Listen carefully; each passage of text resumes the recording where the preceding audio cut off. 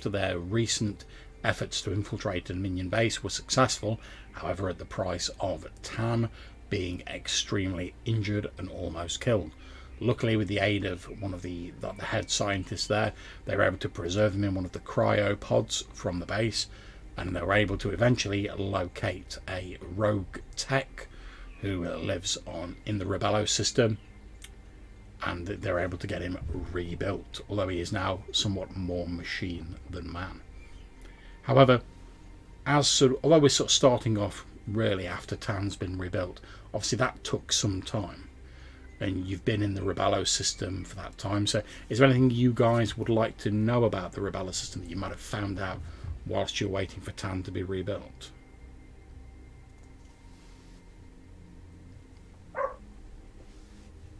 Yeah, I think I guess what other planets and stations or whatever else are in it, and any rumours or points of interest. Okay, so you've been able to ask around for a bit, and there is an asteroid belt called 058 Damascus in the system, and it's one of the few places in this sector where trilithium, an unstable ore used in hyperdrive fuel production, can be found in its raw state. Now, it's very tricky to mine because it is unstable, but obviously because it's used in like all hyperdrive fuel, it's very valuable, because without hyperdrive fuel the trade routes etc would not exist. Interstellar travel as it is now would not be a thing, so that's quite valuable. There's a couple of asteroid bases and like a refueling station located in the belt. There is also a couple of planets in this system. There is the planet Tectus, which seems to be like a bit of a trade hub, although from what you've heard about it, most of the sort of trading that goes on is sort of via automated systems. There's not actually that many people who live there.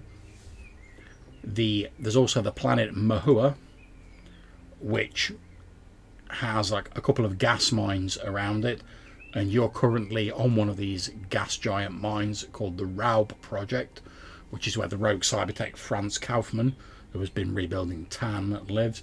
And he seems to mostly be sort of like left to himself, but he also provides cybernetic enhancements to like the mine workers and stuff like that.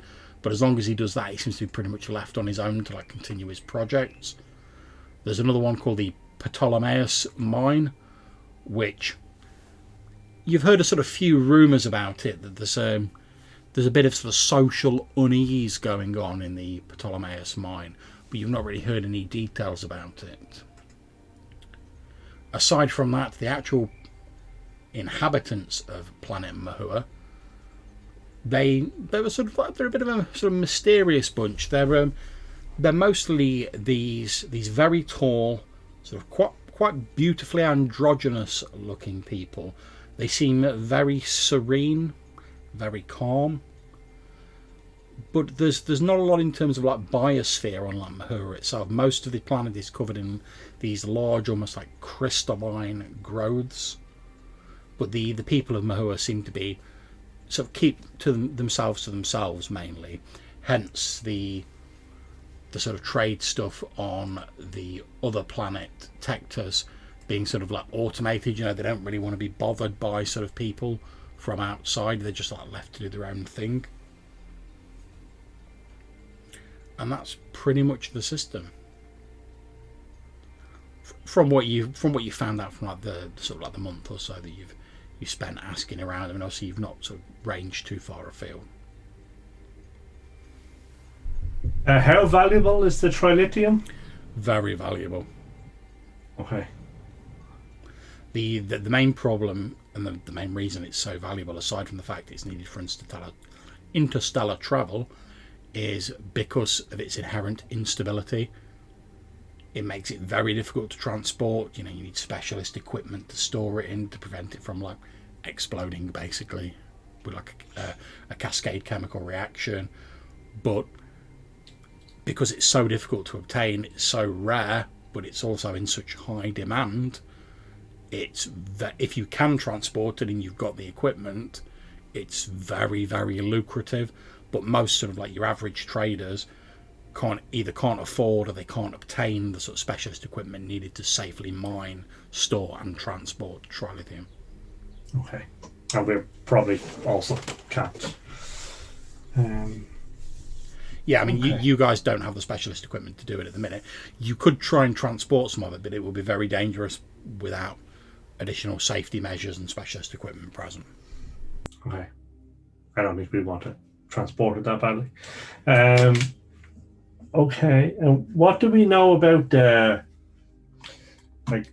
Girarda and Malario 22 systems?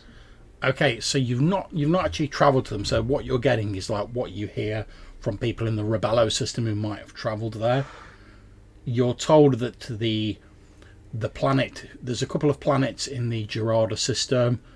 There's a deep space station there. The two planets are called Ingun and Thorhill. The Ingun is supposed to it was once some sort of ancient alien outpost, and there's all sorts of ruins and stuff like that. But the actual settlements there now are sort of frontier settlements, so not sort of high-tech, well-established settlements. You're told that the people on Thorhill, the race that lives there, they have a fairly rigid caste structure, and they used to be a very sort of proud warrior people, although that has somewhat sort of fallen by the wayside a bit as they've adapted, but they've sort of held on to some of the elements of their culture. Like I said, this rigid caste system where pretty much you're assigned into a warrior caste or a scientific caste or whatever, and you sort of stay on those lanes. There's no real social maneuvering in there or sort of changing your caste in their society. It's if you're effectively born to be a scientist, you are a scientist. There's no debate about it. And there's also, as I said, there's a deep space station called Gilbert 6, which was originally set up to sort of study the ancient alien ruins. And then for Malario 12, you're told that there are 3 planets there. There's the planet Attar, the planet Paydalv, and another planet, bizarrely enough, called Thorgun, which seems a little bit odd. The planet Attar is supposed to be mineral rich. However, there's quite a lot of conflict there. There's competing sort of, I suppose warlords would be the word that was used, who sort of compete over the natural resources, so it's quite combative. But the planet is quite rich in minerals and stuff like that. On Paydalv, it's pretty much there's a single dominant sort of government that have almost a sort of monolithic control over Paydalv. But recently there's been sort of outbreaks of, I suppose, what you call anarchy on Paydalv, as sort of people are sort of striking out against this previous government that held everything in a very tight grip. But perhaps it's exposure to interstellar society, perhaps it's just the natural progression, but these small dissident groups have started to appear on the world, and they've started to engage in terrorist activity and anarchistic activity to sort of try and destabilise the government, which has obviously led to the government of Paydalv cracking down even harder, which has got into this vicious cycle of the harder they crack down, the more people sympathise with the dissidents, the more the dissidents react, the harder the government crack down, rinse and repeat. And then Thorgun is a sort of heavy mining world. It's fairly isolated. The people don't really have much to do with people from outside. But again, it's also quite mineral rich, and there's quite a lot of mining that goes on there.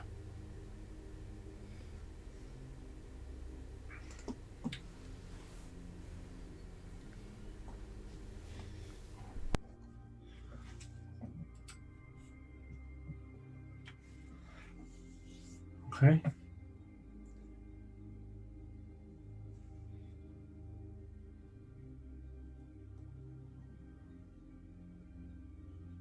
You're also told in Malario 12 that there is a research base called Phillips 7, although you're not given any details about what the research might be about that they're doing. People are, as I say, you're getting rumours from within the Rebello system, and the few sort of traders and people that you meet are just oh yeah, there's some sort of scientific base there, doing like research. A few of them will be like, oh yeah, occasionally we've taken like scientific supplies, equipment, compounds, stuff like that. But they don't really have any details about the research that's actually going on there. Okay.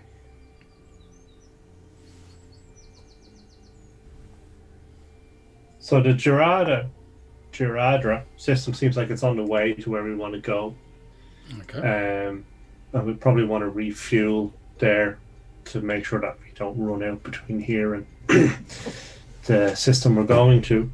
Do we want to check out the Frontier planet or the Deep Space Station? Or the Warrior planet? Or do we just want to pass through and pick up some fuel and head off? The Frontier planet might have something of interest. I don't know if you want to touch down and check what the local job situation is like. I'm thinking bounties maybe, or something to that effect. Yeah, or mercenary work or something to pick up some credits. And also it's quite far off the Dominion radar, which would it's true. allow us to potentially make money without drawing attention to ourselves. Yeah. Oh, one other thing to mention is obviously, as we know at the start of the session, as we sort of dealt with at the end of the last session, Tan has been sort of cybernetic up, and we talked a bit about the sort of alterations to his character sheet which have been made. Also, your girl Tylo has been able to sort of like effectively like personality wipe the Diplodroid D3751 that you got, and basically Tylo's like, yeah, you've got to like switch it on. It's done. All the actual information's still stored in there, but it's just like reformatted like the loyalties and like the personalities of it. So it's not going to like spring to life, be like, oh my god, I must report you to the Dominion authorities. So yeah, but it can still translate and speak any language and all sorts. Yeah, and it still has all the like factual information like stored in its like positronic net. But yeah, Tylo's, she's basically like, yeah, you just got to turn it on. It's done. And where did said scientist end up? Is he still with us? Yeah, he's still with you. Okay, so we just stick him in the ship and we may have a use from down the line. Oh, Calgar Moran, yeah. Obviously, given the whole like control collar sort of situation, he's none too keen to return to Dominion space. So like he's basically happy to stick with you guys, like, because you're not in Dominion space at the minute. You're getting the sort of feeling that at some point he'd probably want to like be dropped off on one of these frontier worlds, not necessarily the frontier world we're discussing, but somewhere outside of Dominion control. But he's like not pushing it at the minute because he doesn't know what his options are, right? So you get the vibe that he's basically sticking with you guys until he finds somewhere where he's like, yeah, I could settle down there. But obviously he's well disposed towards you guys because effectively you freed him from the Dominion control collar, and as you said, they were basically like, if he finds out about this information, terminate him. So he's like quite happy not to be in that situation anymore, so he's quite well disposed towards you guys. Okay. And in fact, that's how he should be. In fairness, after all we went through again. Yeah, to be fair, yeah. In fact, I'm going to move him into the player party, and I'll change his permissions so you guys can see him. There we go. There's old Calgar Moran.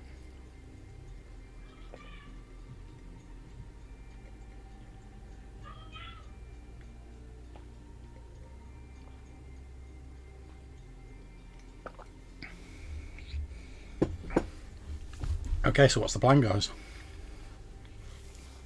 I think we happy to head to this frontier planet, are we, and give it a spin? Yep. Okay, so you're heading to the Giradra system. Yeah. Okay, that's fine. So that'll take 2 of your fuel things. Obviously, the fuel is just like in the Defiant inventory, and it's just a matter of changing the name to like total down the number. So yeah, you head to the Girardia system. As I've said, there's a deep space station, Gilbert 6 there. There's this planet Ingun with these, I suppose, the alien ruins. This is the outpost world. And there's Thor Hill, this sort of like rigid caste system planet with this former sort of warrior-like culture.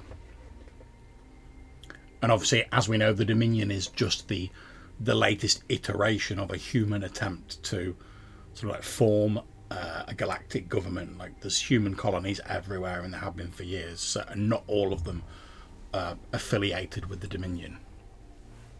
At this part of space, John, it's just kind of like the independent part, is it? Yes, it is. Yeah, the space you're in now. I mean, obviously, individual planets, they might be held by a certain government. A system might be held by a government, but this sort of area of space, it's not like the Dominion where they're like, yes, we have 25 star systems under our control. This is just a case of like small local governments, like independent groups, stuff like that. That it's not in any sort of like governmental territory, effectively. Okay.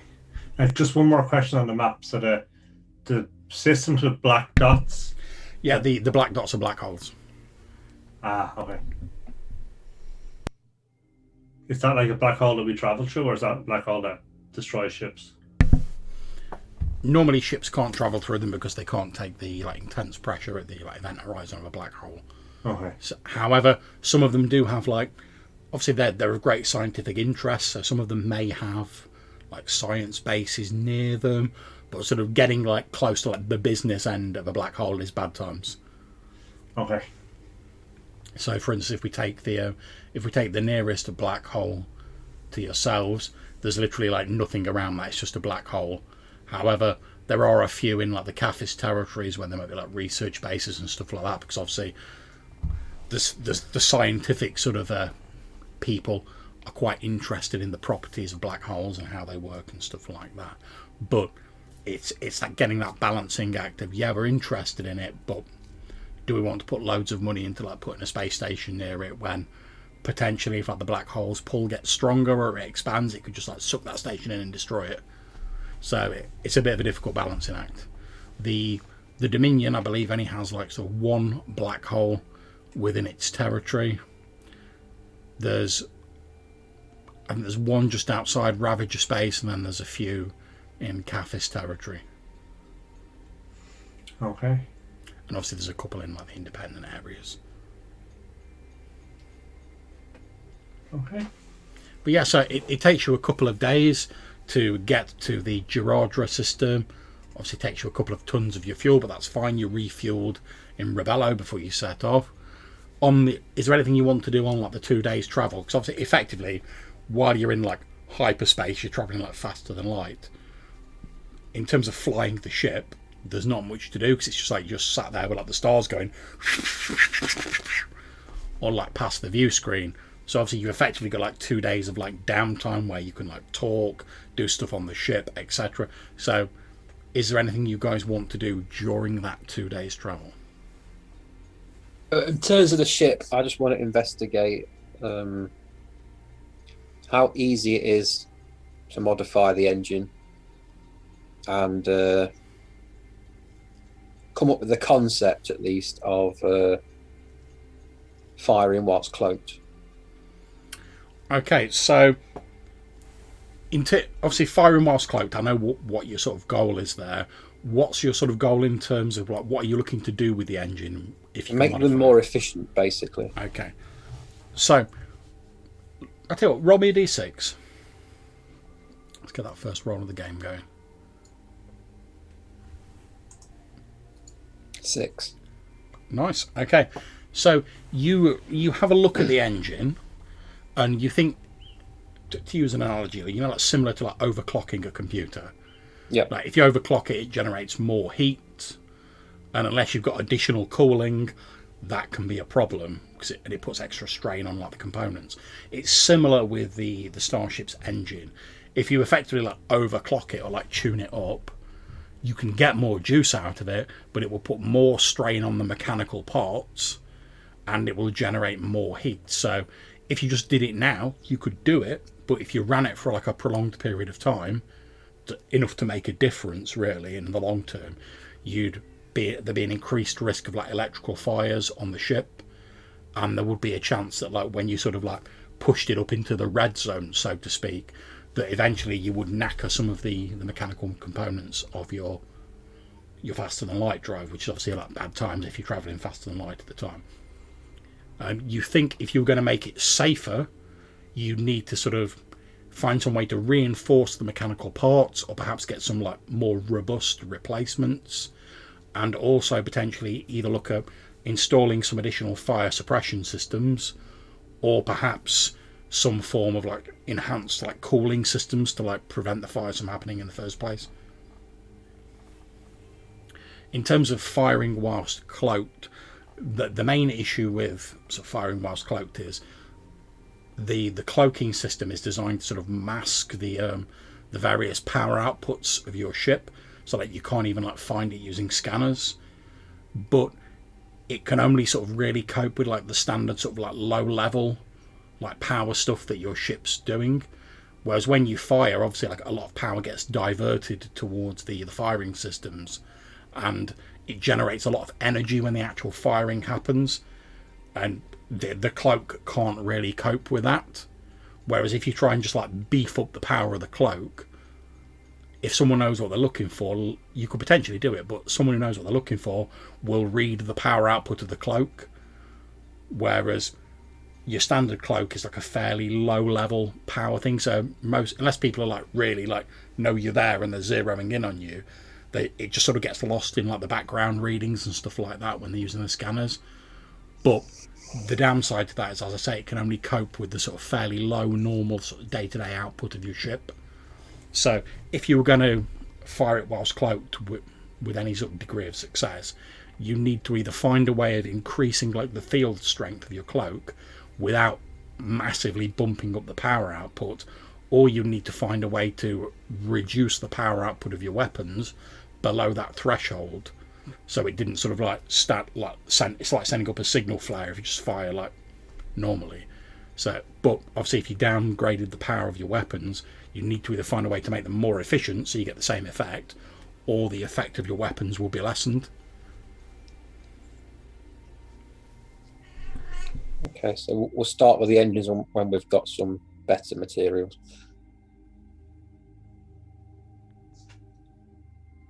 Okay, so Tan and Balan, is there anything you guys want to do during the 2 days? Obviously we know that Tylo, she's inspecting the engines and the cloak and sort of like furiously drawing up these plans as to like, we could try this, so maybe if we get hold of these we can soup up the engines in this way. So Tylo, she's drawing up plans. Is there anything you two guys want to do? Is there any other information we can glean from this scientist? Or have we tapped him out with the 3 bits that we got? Well, it depends. What do you want to ask him? He's quite willing to talk to you, as far as he's concerned, and rightly so. You've like saved him from like being terminated by horrible like Dominion termination droids, so he's quite willing to talk to you about whatever you want to talk about, really. So I guess, what were you working on, on the station? What sort of medical stuff were you? Right, okay. He says, well, the sort of main area of research on the station was the curing of infectious diseases, but I'm sure it won't surprise you that was a simple cover story by the Dominion. There was some of that research going on, but that wasn't the primary focus of the New TAC 2 research station. The main focus of it, and he sort of like, he basically looks as though he pauses for a moment and he says, please don't take offence at this. I'm very grateful to you and your crew. But a lot of the work I did was very technical, and I don't know how much of a science background you have, so I'm going to try and sort of put it in layman's terms. So again, please don't take offence. It's just like I say, a lot of my work is very technical. But effectively, he says, you're aware of the current Ravager threat, yes? Yes. He says, well, we've, for a long time, Dominion psychologists and psychotherapists have been studying the psychology of the Ravagers. They have this almost pathological need to inflict violence, and when they can't inflict violence on other people, they mutilate themselves, each other. It's almost beyond understanding how they can inflict so much harm on themselves, and yet they seem to be incredibly resilient. A lot of their ships are half wrecked. They have inadequate radiation shields, but these radiation seems to just wash off them.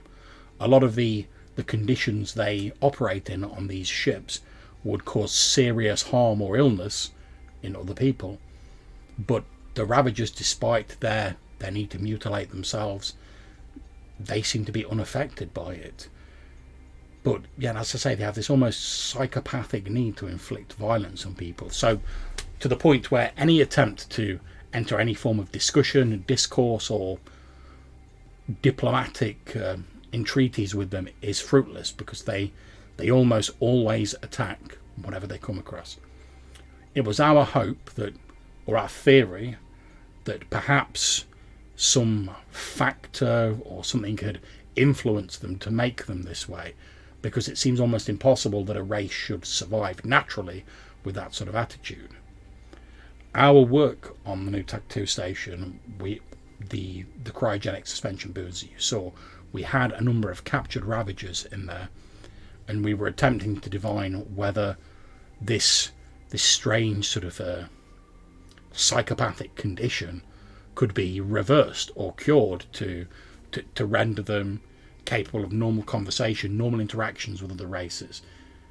Since we believe that if we could, then perhaps these random attacks, these constant raids, could be halted without necessitating extreme and military action against them. Okay. And how long have you worked on the station on this? He says, I've been working there for 5 years, but there were others working there before me. I was brought on 5 years ago. And where did the collar come from? How did that happen? He says, well, after I think it was my 3rd year, or maybe my 4th, but after working there for a while, I sort of got this impression that I wasn't, as I delved further into the work, I sort of got the impression that I wasn't being told everything about my work. And I meant no malice by it. It's simply, if I'm going to come up with a solution to a problem, I need to have all the facts marshalled at my command.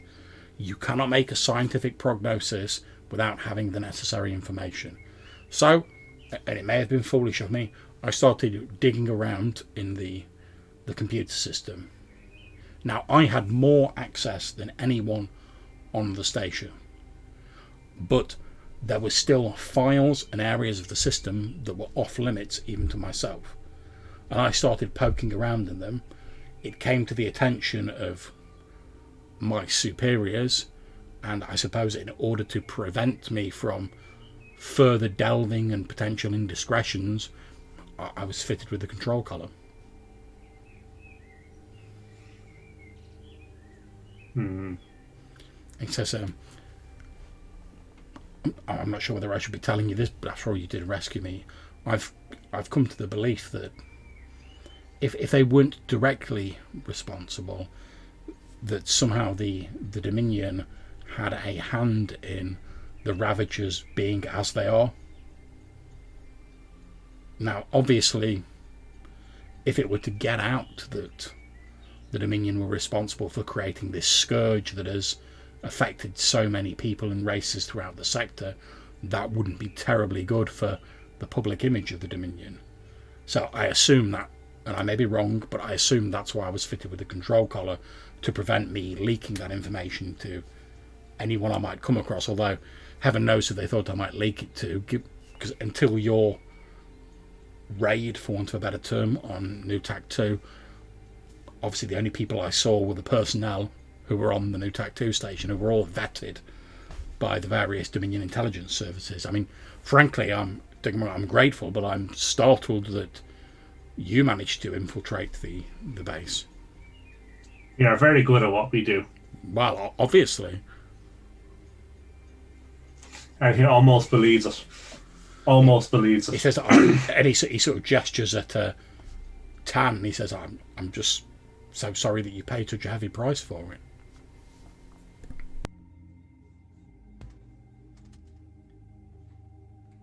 I'm a novice, but one of the first things you learn is that, well, eventually things will end. So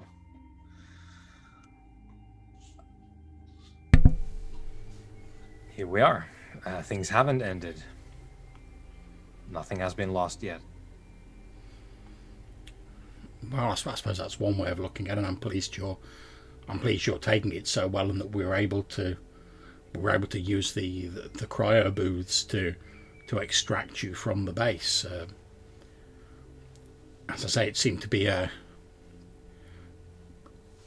very fortunate coincidence that you were coming to see me, and I'm one of the few people who has the access that enabled us to remove one of the cryo beds. And if it hadn't been for your young pilot helping us rig up a power supply to it, I honestly don't think we'd have got you out of the base. I mean, those things weren't really meant to be moved. I mean, it's a miracle the power held out long enough for us to get to Rebello. Out of all the miracles that converge to create these situations and allow me to be here today, I think, though, the most miraculous one is that you happen to be the sort of person who would assist us in this. Never mind your access, never mind the technology. All that could have been there, but it took you to make it work. I hope you'll consider the import of this. He says, well, yes, and that, and I'm not ashamed to say, but had you arrived on the base 3 years ago, when I was fresh-faced and eager before the business with the control collar and me starting to realise that all was not as it seemed, I perhaps would not have been as willing to help you. After all, when I arrived there, it was my...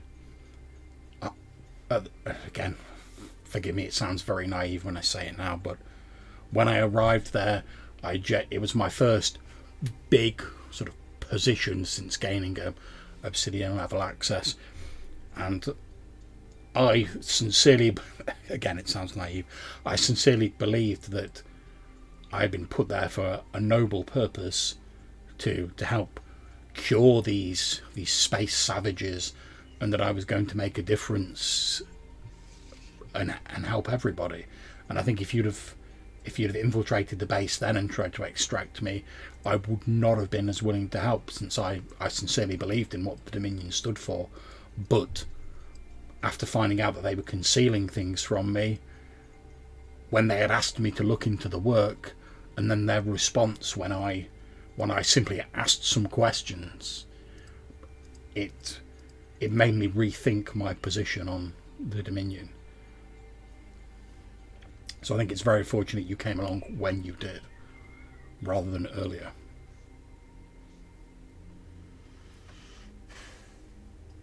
All things proceed as they were meant to. And I wouldn't scourge myself for appearing naive. Everyone enters life clueless. There's innumerable people in the sector being lied to every day. I fear that unfortunately that is true. I think you'll be a good and great man someday if you choose to pursue that. And this is a part of, I guess, the thing that would have been true for a bit now. Like, Tan's lost a part of his demeanor because he lost most of his body. He's been a bit more intense and sort of contemplative ever since they put the power back on and summoned him from the void. But yeah, he's maybe not as jovial as before. More prone to periods of being quiet and then bursting out with some sort of high concept or ponderings. on the nature of things, because he's had a bit of a near-death experience. But yeah, he's is there anything else we could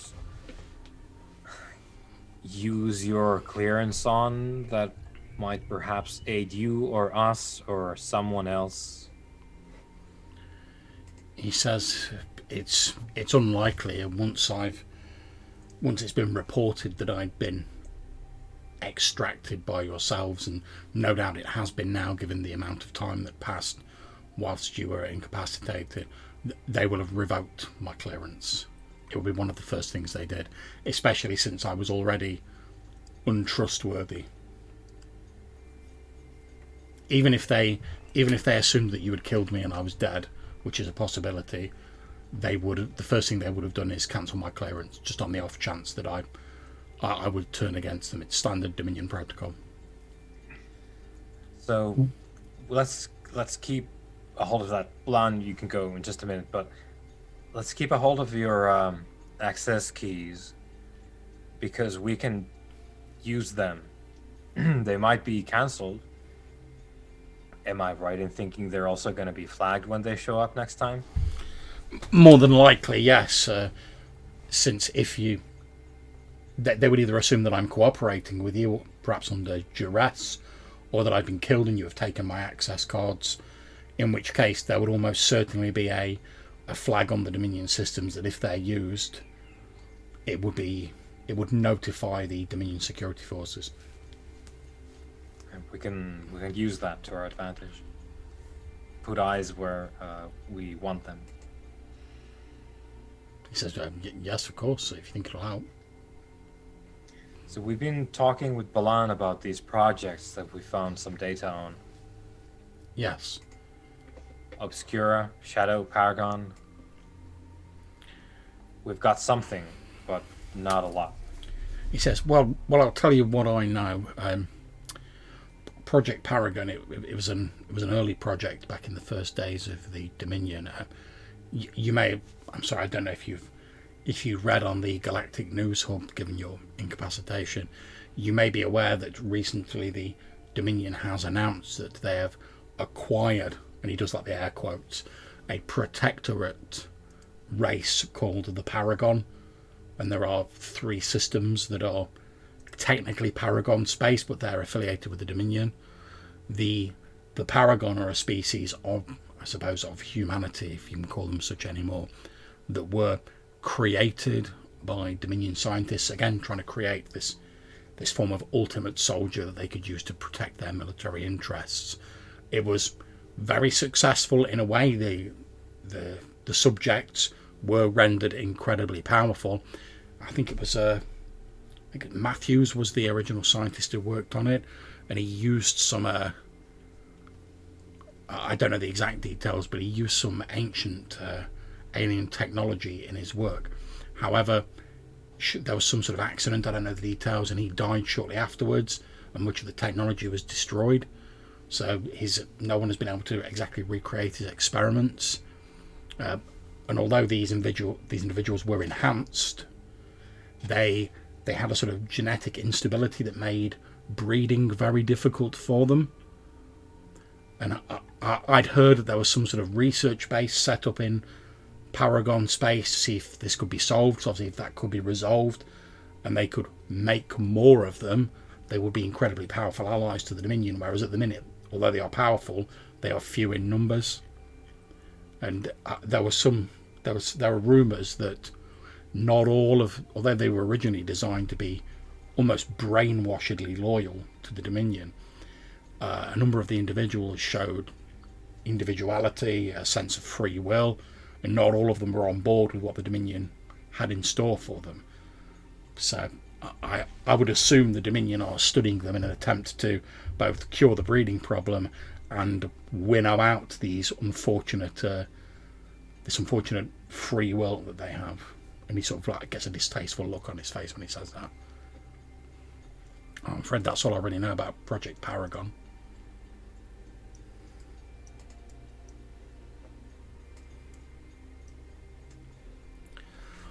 He says, in terms of Project Shadow, now this is the file that led me to believe, since technically you only need Obsidian clearance to access it, but it was a locked and encrypted file. That was the one I was poking around in, and it's what led me to believe that the Dominion may have some involvement with the Ravagers.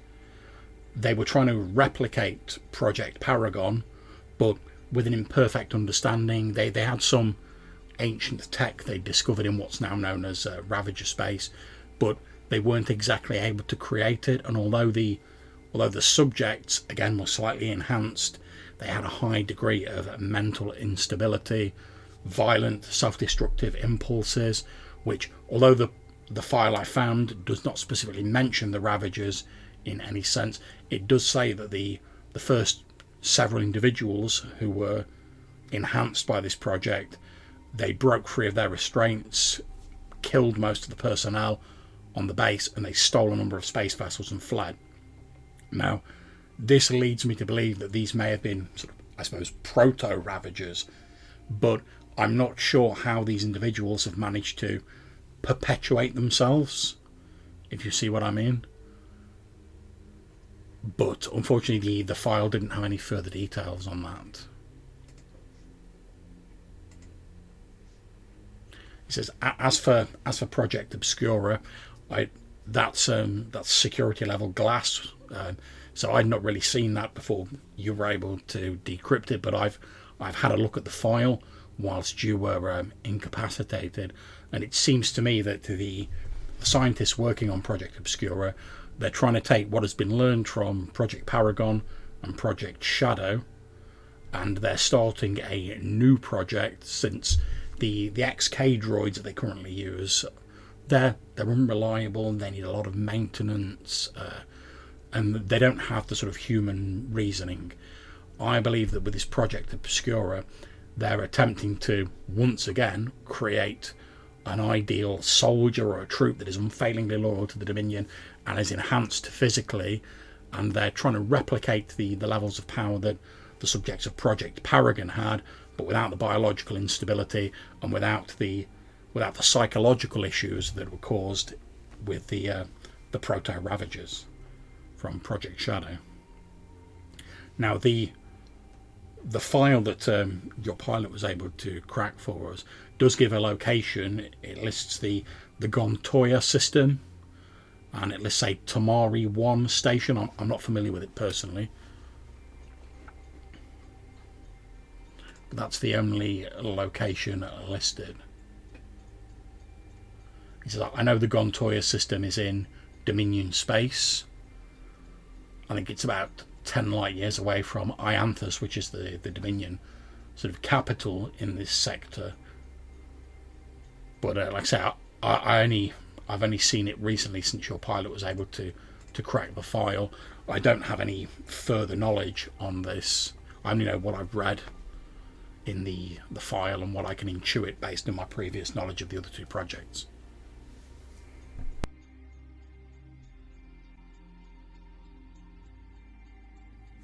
Is there any kind of civilization that goes with these? Well, I suppose the programmed thought patterns and whatnot, or is it for combat purposes only? Do these people establish villages, schools? Are we talking about the Paragon or the I suppose any of the offshoots of that whole. If I understand correctly, this is the starting point is the Paragon. Yes. And then you have things spiraling out from it as the Dominion tries to recreate that. Yes, it certainly seems to me that the Paragon were the starting point, but they were flawed because of the experimentation that was done. And since then, the Dominion has been, without the knowledge of the scientists who worked on it, they've been trying to recreate that success, but smoothing out some of the problems. But each time, or certainly with the proto-Ravagers of Project Shadow, each time new problems have arisen. So although the subjects of Project Shadow, if what I believe is correct, and they are the originators of the Ravagers, they are somewhat enhanced. They have enhanced strength. They're very resilient, but nowhere near the level of the Paragon, and they also obviously have this intense hatred of almost everything, and they're almost they're like rabid animals almost. Now, I believe, and again this is just what I believe that the intent of the Dominion was effectively to create almost biological droids. So when you take a droid, I'm sure your pilot will be able to verify this. When you get a droid and it's a factory fresh droid, so to speak, it has very little personality. It simply responds to the commands of its owner and does what it is told. Over time, a droid, as it takes in sensory input and it builds up its knowledge base, it can acquire a personality. Some owners like that. Some periodically mind wipe their droids to stop that from happening. I believe that the Dominion are effectively trying to create a biological version of that. A very powerful soldier that will be unfailingly loyal, will not ask any questions, and will follow orders to the letter. But with just a little spark of humanity in there that wouldn't cause trouble by sort of reacting on its own, but would give it the ability to intuit and to react to situations, enhancing its ability in combat.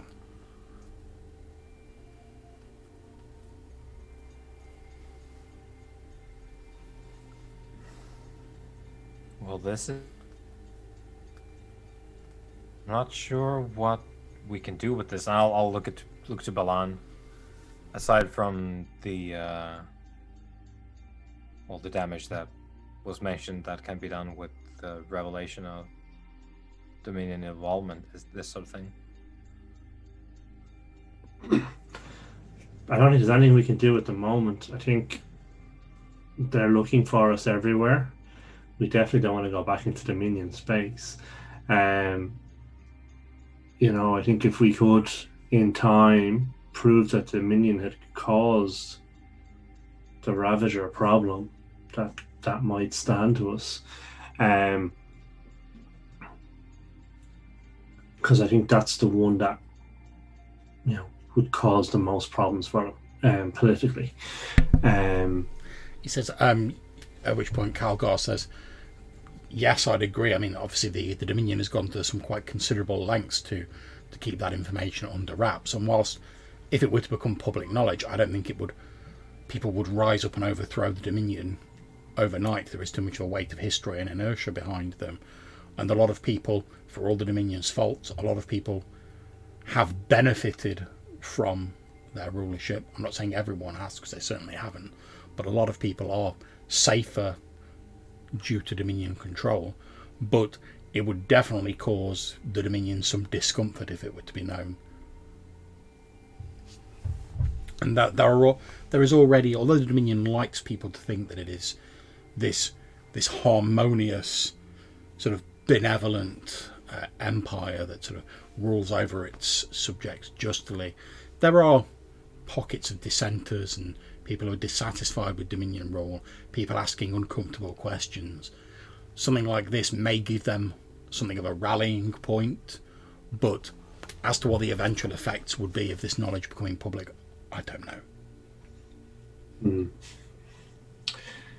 I think we would also probably need more proof than this one file. Yes, I would say so. After all, if this file was released, the Dominion could simply accuse you of manufacturing it. Whereas I feel that there's probably more on this station in Erza Horitica.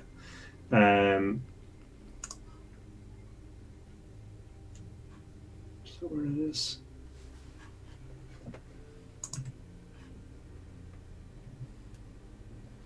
Yeah, Wilmington 1 base. I think we should lie low for a number of months.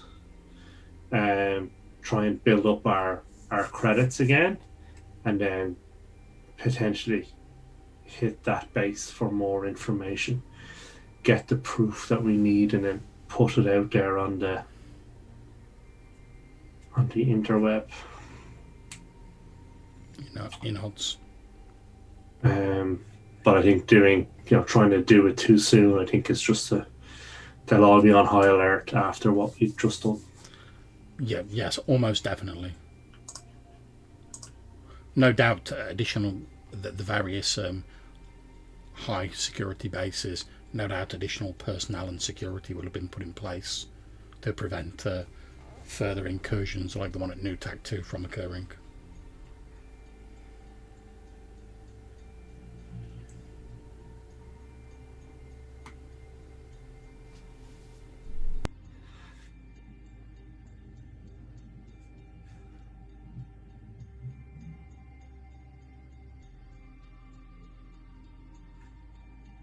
Okay, so is there anything else you guys want to do during your 2 days? I'm going to be practicing with, what do we call them? Mono swords. Having a pressing need to get adjusted to my new physiology. Yeah, it does take you a little bit of time to adjust to it, because your reactions are like quite quick now because they're sort of mechanically enhanced. But obviously your brain is still human, it interfaces with it, so it does take you a little bit of time to sort of like adjust to like your new speed and sort of how things work, and you start sort of training up to like adapt how you fight and stuff like that over the 2 days. That's not a problem. However, on the second day, you're sleeping in your quarters, Tan. Or I suppose you're not really sleeping. You don't really have to sleep anymore, but you have to like power down effectively. Downtime. Yeah. So you're sort of powered down, and I suppose you have what in your sort of half cybernetic brain, you have whatever passes for a dream. Although, because you're like, part of your brain it now interfaces with like cybernetic storage and stuff like that, you remember it more clearly when you wake up than you would do if you were just like a biological person having a dream, because like everything you see is effectively like stored in your memory banks until you like delete that file. And you have a dream where you're quite clearly inside the sort of the Bacta tube, for want of a better word, on the space station where you're being rebuilt. You're looking out through this hazy sort of blue liquid, occasionally like bubbles are like blub, blub, up in front of you. You can see the rogue cybertech who rebuilt you sort of moving around, and you know he's sort of like monitoring your vitals and stuff like that. Occasionally he sort of like comes close and you can see his like grizzled sort of half cybernetic face as he like looks through, and he's like, you get the feeling that like you're not really conscious like in actuality at the time, and he's just like almost talking to himself, and he's like, oh, don't worry, we'll soon have you up and about. And he's like talking to himself, and he's like he's like sort of muttering about like how much of a challenge it's been, and like this is going to be like the pinnacle of his like craft. So he's never had to like rebuild someone who had like so little of their body left, because you're basically like an arm and like half a head. And at one point you're sort of phasing in out a little bit, and you see like him sort of wandering around muttering to himself, and occasionally like there's bits where he's sort of like grafting bits onto you, and it's quite painful, but it's sort of dull, so because you're medicated. One thing does stand out though. At one point, the door, again, you're back in the tube. The door opens, and a very tall, like sort of 6'5" man walks in, wearing like white robes. He's very pale, like I say, quite sort of beautiful in a sort of androgynous way. You can't really tell if it's a man or a woman. But this figure walks in, walks up to the rogue cybertech and says, so tell me, how is your work proceeding, Kaufman? And he says, he's like, oh yeah, it's a bit of a challenge, but he's like I've never had to rebuild someone from this state before, but yeah, I'll have him up and about. There might be a few interface difficulties at first. I'm not sure how it's going to affect his personality, because there was a little bit of damage to the cranium, but I'm going to reinforce. And he starts listing off like all the various bits and pieces that he's going to use. And this sort of very calm, sort of white-robed androgynous figure just sort of nods, and then says, "Well, I trust, Kaufman, you'll keep me informed of any unexpected developments." Kaufman's like, "Well, yeah, I did. If you don't mind me asking, it's rare for your sort to take such an interest." And he's like, "Well, as the protectors have told us, these strange events are not without significance, and as you're aware, we live our lives here by the grace of the protectors. They have blessed us with a long span and great minds with which to unravel the problems of our kind. And there are ancient writings that speak of events like this, and I am interested in what occurs here. At which point the rogue cybertech Kaufman's like, yeah, don't worry about it, I'll keep you informed, The androgynous figure says, well, see that you do. After all, you operate here solely by the grace of ourselves. After all, do we not give you leave to perform your experiments, and unfettered by the laws and problems you would face elsewhere, I trust you are happy with our arrangement. Cameron's like, yeah, I've never had any complaints, you know. I know I keep your miners sort of like working and enhanced, but yeah, I'm grateful you largely leave me alone. I can work on my personal projects. Yeah, I'm happy with it. At which point the figure says, good, I'm glad to hear it, Kaufman. Well, keep me informed and I'll leave you to your work. At which point the figure leaves through like the slide door. You see Kaufman sort of like slumps down in his chair after this figure's gone. He looks a bit sort of like relieved. There's a few beads of sweat on his forehead. And then there's a bit of a blip in your vital signs, and he turns back to that and he starts like messing around with the work again. And a few moments later you wake up out of your sort of like recharge cycle. So Kaufman doesn't look like he's involved with whatever these people are in. He's just he's renting a space, and he has these people for, you know, landlords, and they turn up and they're like, oh, ancient rights, this is I'm a giant, the protectors, and he's like, sure, I'm here to turn some gears. Yeah, pretty much. You get the idea that basically they've obviously got some sort of arrangement. He mentioned that he sort of like works with their miners, and they're pretty much like, as long as you do that, whatever else you do in your spare time, we are not concerned. And like generally they sort of leave him alone, and he's quite happy with that, because he's like, oh, I can do whatever crazy cybernetic experiments I want. And then like you say, one of them's turned up and they're like, yeah, just keep us up to date with this. And there's like the implicit threat of like, you know, you're out, you know, like you could not be here if we wanted it. You So, know like, how it's- you live in my house. Yeah, so they're basically like, if I were you, bearing that in mind, I'd just keep me up to date with this little project, rebuilding this man you're working on. And he's like, yeah, I will. And then as they leave, you get the feeling they're like, he's just like, oh, dodged a bullet there, glad they've gone. And then like say there's a fluctuation in your vitals, and he's obviously like quite almost like obsessed with this project. Like I say, he sees it's like the pinnacle of his art, so he forgets all about that as soon as he's like, right, I've got to get back to the work. You get the feeling that he's like all about the work. I'll make a note in whatever file I have with something about Kaufman. I'll start like writing some of my like thoughts and sort of like guesses about him. So it's gonna be like Kaufman, and then it's just like a bullet point, just like an artiste ? And not really allied with anything really, devoted wholly to the craft and whatnot. Yeah, you get the feeling. You get the feeling from the fact they mentioned like, oh, you know, elsewhere you'd have to like follow laws and there'd be like regulations, and we don't ask you to do that. You get the feeling that like maybe he's so obsessed with the work that sort of like ethical questions and stuff like that are just like out the window. Oh yeah, he's like, that doesn't enter the frame, is what I write in my little note there, that he doesn't think about these things because they are not the craft. What he thinks about is the craft. Yeah, he's all about just the work. It's not a case of like, should I do this? It's just a case of like, can I do this? Because if so, how do I accomplish this? Yeah, exactly. You also know that the sort of large figure that came in matches like the descriptions that you've heard of some of the native peoples of Mahua, one of the planets in the Rebello system. Right.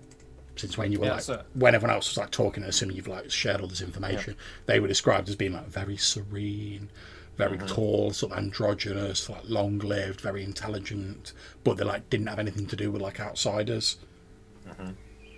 So I guess I'll like annotate my dreams and like write about this stuff as I start waking up. You don't even have to like write it down. It's all filed in your memory, so you can just effectively like tag the electronic file like in your memory. Yeah. Okay, so after a couple of days, you've arrived in the Garada system. As I said earlier, there is a deep space station and there are a couple of planets. There's the frontier world, there's a sort of rigid caste system world of Thorhill, and there's this deep space station Gilbert 6. Where are you guys planning to head once you get into the system?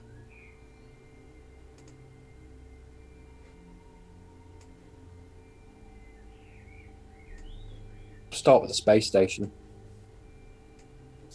Yeah, that's absolutely fine. So you head to Gilbert 6, and as you sort of arrive there, it's very obviously like a sort of scientific outpost rather than like a trade outpost or something like that. You can see like, because it's like a deep space, you can see like hab modules, docking bays.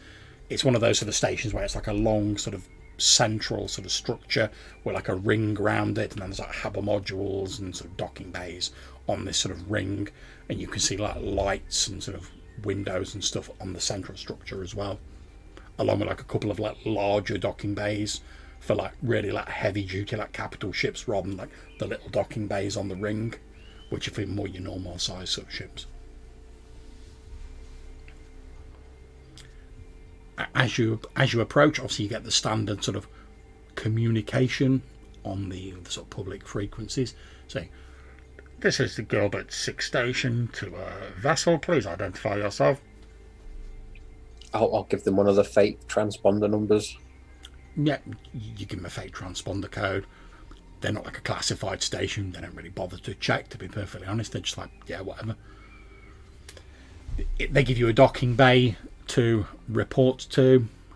They're like, please be aware that firearms are prohibited on the station due to several compounds and scientific researches that are going on that could be damaged by the discharge of firearms.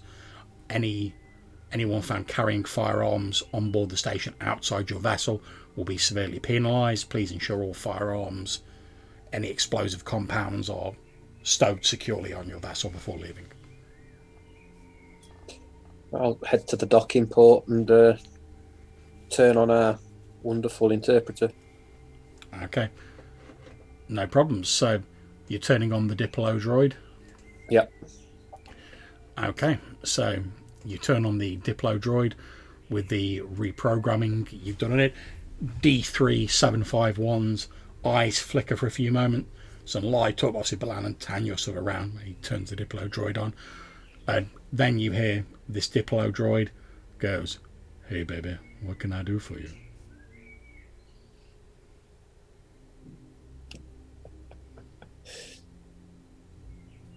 Does this have like an entertainment module? Is this... Are we about to do karaoke? Oh, this is its new personality. The Diplo droid says, "I'm a D3 Diplo droid, Model D. I got what you need. You need an interpreter? I can do that for you." You may do, that's why I've turned you on. Ah, yeah.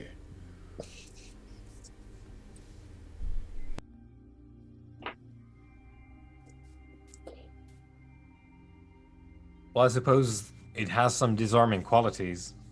It definitely does have the benefit of a surprise. It's got more charisma than all of us put together. So, what can I do for you? You can liaise when we land. Ah, yeah. And it's quite odd because although it's talking in this sort of like slick, sort of like pimptastic voice, it still moves like a Diplo droid, so it's still like... But yeah, and also like, whereas previously it would have been like, oh, affirmative, it now seems to replace that with, ah, yeah. And it agrees, it's fine to liaise, that's what it's programmed to do, basically, so... So yeah, you land at Gilbert 6. As you're coming off the station, again, it's very obvious that it's a scientific station. It's like a white lab coat convention in the station. The only people you see who don't appear to be scientists or like security guards and like maintenance personnel are like, there's a few sort of like freight captains there who are obviously like bringing in supplies and stuff like that. Obviously you've not been around the whole station. You get the feeling that like the sort of the ring part of the station is like the public area, and obviously the trade captains come in there, they offload their goods, and then you get the feeling that like probably like the main scientific bits are in like this sort of perpendicular structure, and there's like, you can see, you can bring up like a little plan of the station. It's not like restricted access, there's like public terminals, and you can see there's like various different like laboratories and things like that, so noted, although it doesn't give you details about what the sort of research is that they're doing. Is there like a reception or some sort of check-in desk or something like that? Or there is indeed. You walk over to the reception desk, and there is a Diplo droid similar to yours, although obviously of a blue coloration rather than the sort of like crimson coloration that D3751 has. There's a Diplo droid there, and it says in a slightly feminine voice, it says, "Welcome to the Gilbert 6 station. How may I assist you today?" We would like information on the Ingur planet and its population. Of course. The planet Ingun has a breathable atmosphere, a temperate climate, and the biosphere is easily accessible to humans. The technology level of Ingun is roughly TL3 on the Galactic Standard rating. There is a single gas giant mine, the Cassini Mine Project, and 2 space stations in orbit of the planet.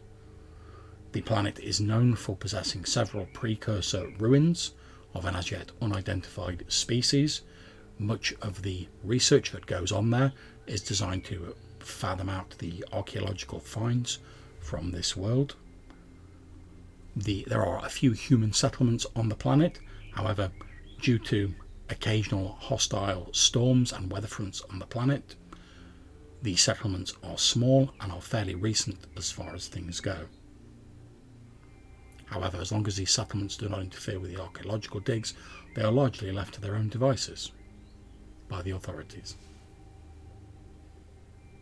Is there anything else I can assist you with? Did you say there's 2 stations in orbit? That is correct. The Luca station and the Rudau 9 station are in close orbit of the planet Ingun. And what are those stations?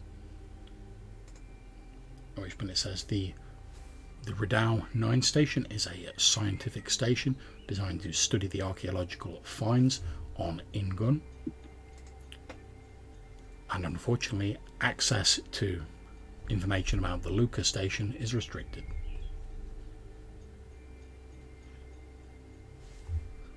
There is also the Cassini Mine Project. Would you like to know more about that? Yes, please. It is a gas mine designed to provide fuel for low-grade ships, those that travel inter-system. Okay. And who runs this station? Which of the stations are you referring to? The station that we're at, the Gilbert 6. I see. This station is run by a conglomerate of scientific minds who seek to study some of the unique properties of this system, both on planet Ingun and also of the sociological impact of the caste system on the planet Thorhill. Okay. And are they the same? It's the same conglomerate that runs Redoubt 9? The scientific conglomerate that runs this station has no ties with those scientists.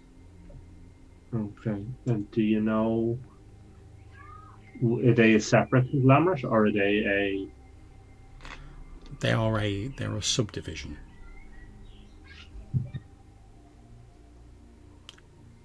Technically, they are independent contractors. Okay. And are they collaborating or are they competing? They are currently collaborating. both has access to resources that the other does not, and they form a loose-knit alliance which mutually benefits both of the conglomerates. Okay. And who has restricted information on the Lucas station? I'm afraid I'm not at liberty to discuss that. Information on the Lucas system is restricted.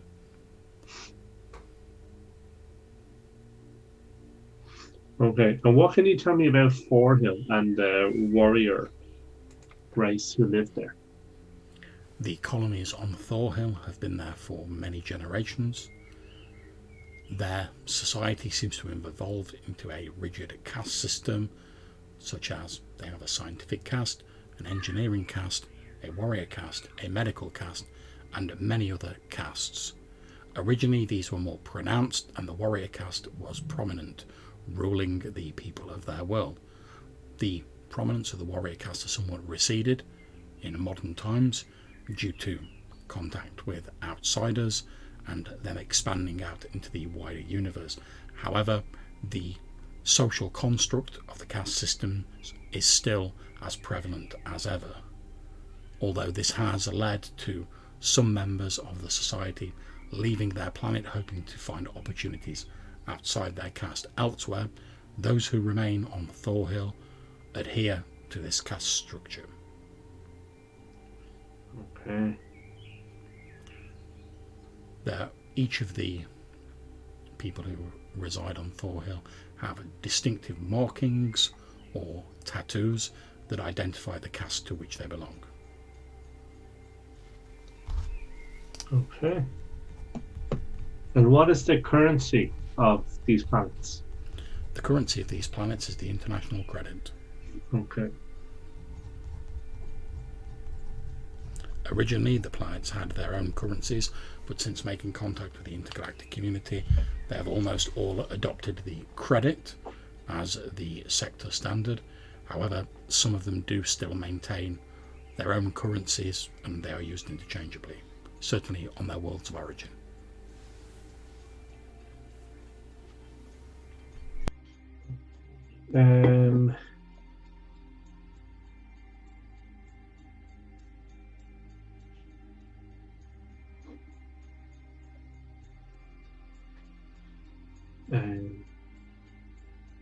Does your employer require have a list of outstanding jobs that people can bid on?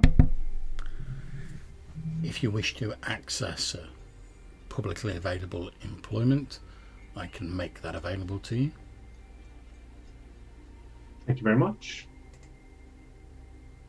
If you please go over to the public access terminal over there and simply press the red button, you will be given a list of publicly available postings. Cool. So I'll head over and push the red button. Okay, so you push the red button and a list of 10 sort of publicly posted opportunities for employment pop up. You see the first one is an explorer named Dora Homan is seeking people to take her to the nearby black hole. XES 2-57291003 for deep space research. You find a posting from what appears to be some sort of official, although like his title doesn't mean anything to you, named Ferry, who is apparently under threat from a robot assassin and is seeking someone to help him resolve that situation. There is an explorer named Justef Rivis, needing someone to salvage a derelict passenger spaceship in a nearby sort of empty sector, effectively. There is an alien named Katentro, who is one of the Clason, who is seeking someone to help them escape from a bounty hunter. There is an alien merchant named Vida Damoni, who is putting up a posting, basically a bounty, which is seemingly to target a rogue medical droid. There is and also you get like pictures of all these people as you bring them up.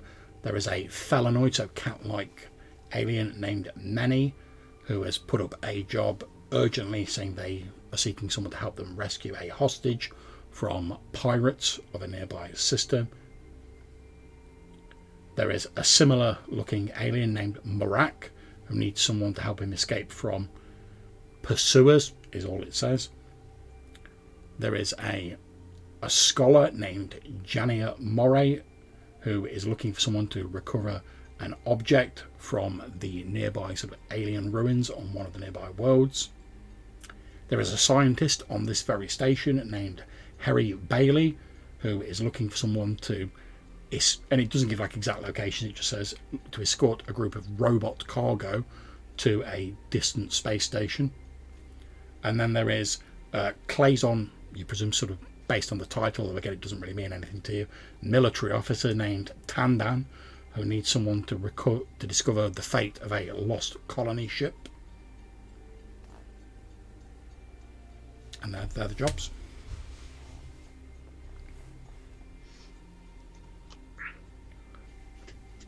You know that none of them like list sort of like what the pay is. They're all just sort of like, oh, you can meet up with this person and like negotiate if you're of interest. Okay. Robot assassin sounds cool.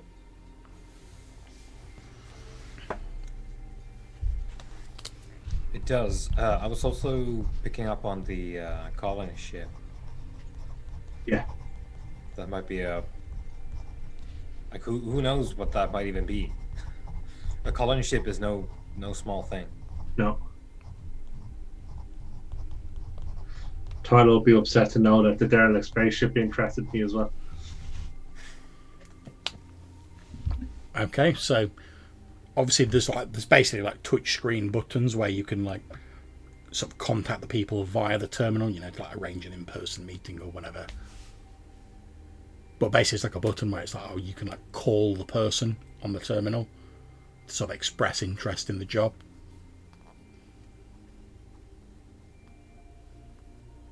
So it's up to you which ones you want to investigate.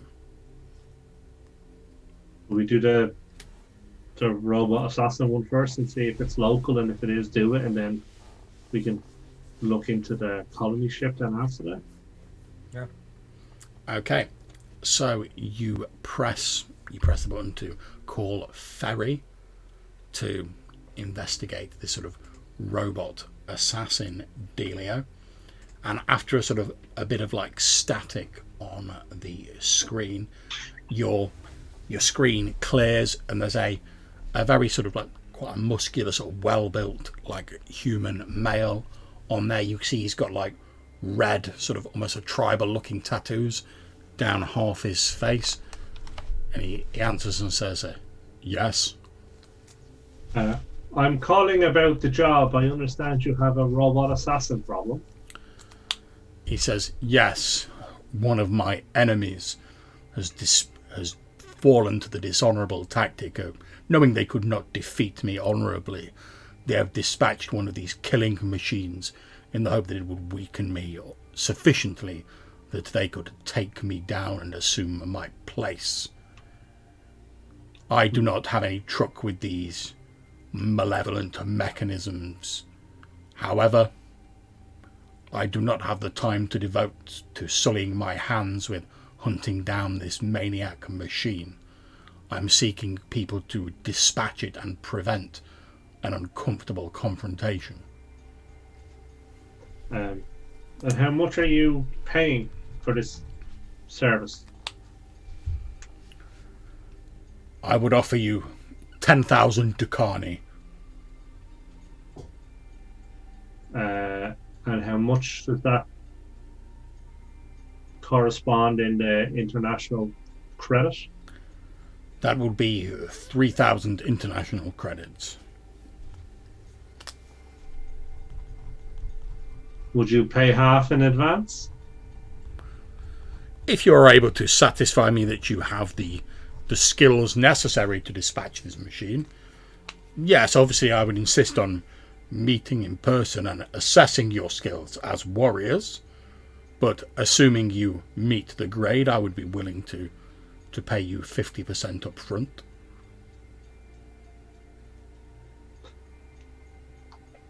And what was left of the droid we could take. It is no matter to me what fate the droid meets, as long as it is no longer pursuing myself. You are free to do as you see fit. Excellent. But why don't you drop us your coordinates and we will swing by and say hello? Sending you coordinates now, and you see him like pressing something on his screen, and you get like the coordinates pop up in like a little text box at the bottom, and you can see he's on planet Thorhill, which doesn't surprise you given the tattoos and the fact that yes, I'm a warrior. Yeah. Cool. So I guess we'll hop in our ship and hightail it to Thorhill. Okay, so you head to Thorhill. There's quite a fair amount of sort of cities, and they're roughly sort of analogous to sort of like modern day real world cities. However, like some of the architectures are slightly different. They tend towards like big, grandiose sort of like statement buildings. You know, like every sort of city you pass over on the planet on your way to the destination, it's like they're trying to sort of outdo each other with like which city can have like the tallest buildings. So that you sort of head over one like little town, and you're like, oh, all right, that's a bit weird. It's a little town, but it's got some quite tall buildings. Then like you go over a bigger city, and it's got even taller buildings. Like they're all trying, you know, like in medieval times when they tried to build cathedrals like really high because they thought it was taking them closer to the heavens. It's almost that sort of vibe you're getting. You sat down in one of these cities on Thorhill, and as you walk out, you can see that all the people walking around have sort of these tribal tattoos over half of their face, although they're all in like different colours. The ones who appear to be like more like well built all have like red tattoos down the side of their face. You see people with like blue tattoos, sort of orange tattoos, white tattoos. As you sort of step off the ship, your contact Ferry is there to meet you. He, like I say, he's a well built man. He's wearing sort of loose fit clothing. You can see he doesn't appear to have any firearms on him, although he has what you think is like a mono sword, although it's of a very ornate, sort of almost ceremonial looking design. Sort of on a belt on his side, there's like a couple of other people who are, you presume, members of the warrior caste with like red tattoos, sort of stood next to him, maybe bodyguards or aides, you're not sure. And he stood there with like his arms folded and like a grim look on his face as you land. Okay, so I will walk out, projecting myself as a soldier. I kind of stop, kind of 4 or 5 feet away from him, and say, "Well met." He nods and says, "That remains to be seen. So, tell me, why should I employ yourself and your crew to fulfill my need?"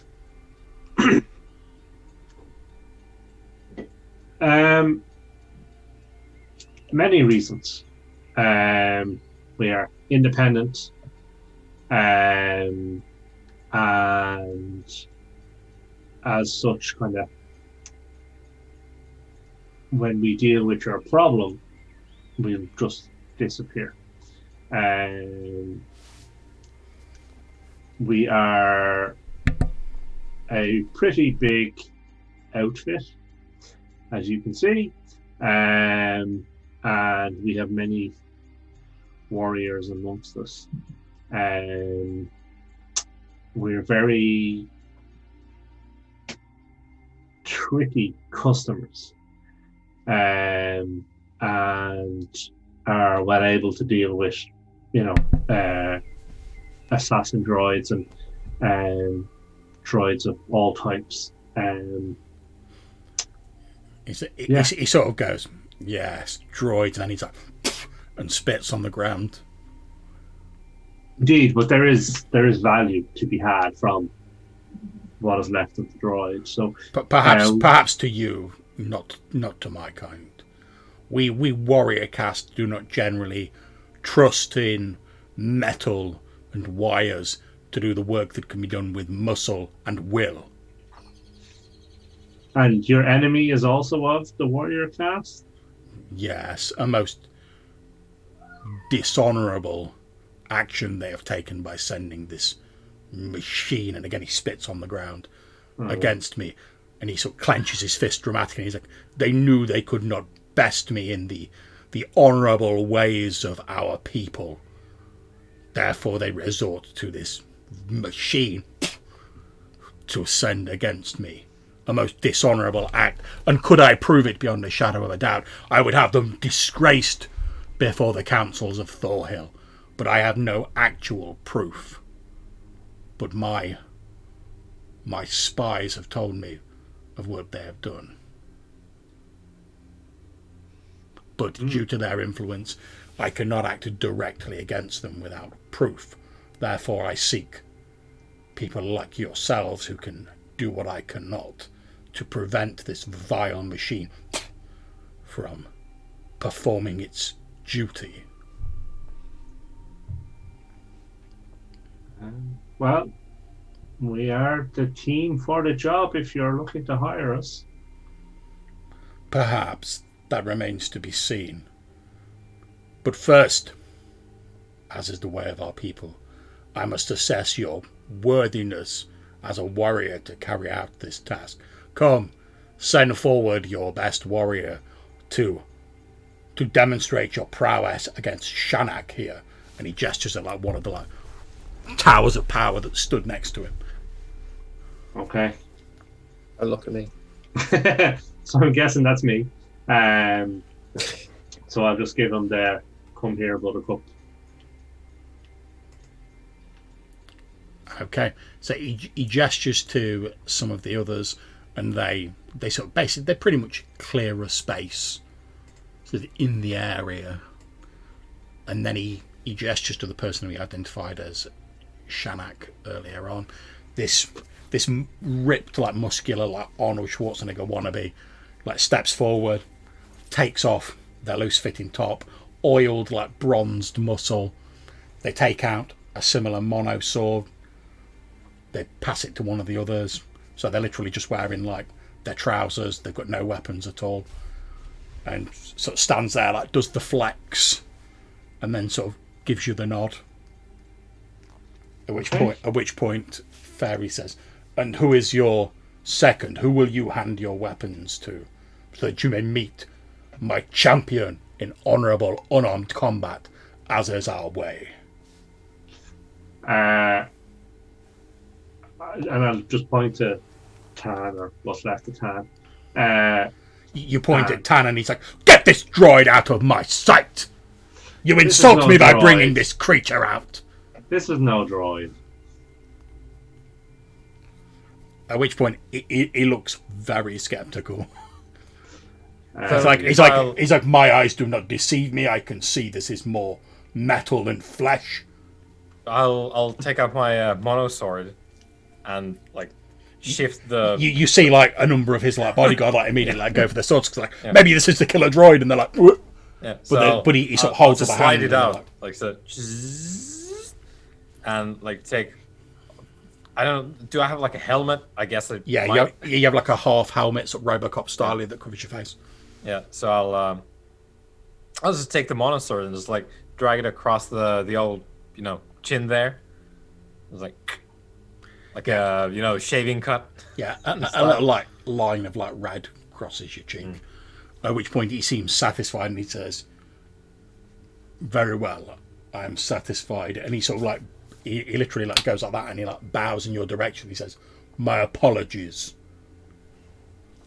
I'll put the sword back and. At which point his guards like relax because they're like, "Oh, it's not the assassin droid, right?" Yeah, I'll bow to him as well, and I'll start dabbing the cut. Yeah, no problems. Obviously, it's a shallow cut. It's not doing you any damage. Right? Oh no! 4 hit points. Yeah. Roll a d6. Chop my head off. Okay, so Balan, are you like handing over your gear to your brother? You're going like mano a mano? Yes. Okay, no problems. So as you're doing this, and the sort of like the typical like Star Trek sort of like music starts up, as the camera sort of zooms out, we see like these two sort of like unarmed combatants like circling each other in this makeshift arena. He basically gives you the old like, and just sort of stands there. He's he's like this. He's dropped into some sort of combat stance. He's obviously a proficient warrior from the look of him, and like I say, he's like ripped and oiled to the nines, and he's just sort of like waiting for you to like basically come and have a go if you think you're hard enough. Okay, so I want to dance in like a boxer and feint with the left and then smash him in the face with the right and see how that goes. Okay, so if you're trying to like feint it, you can make me a dexterity roll.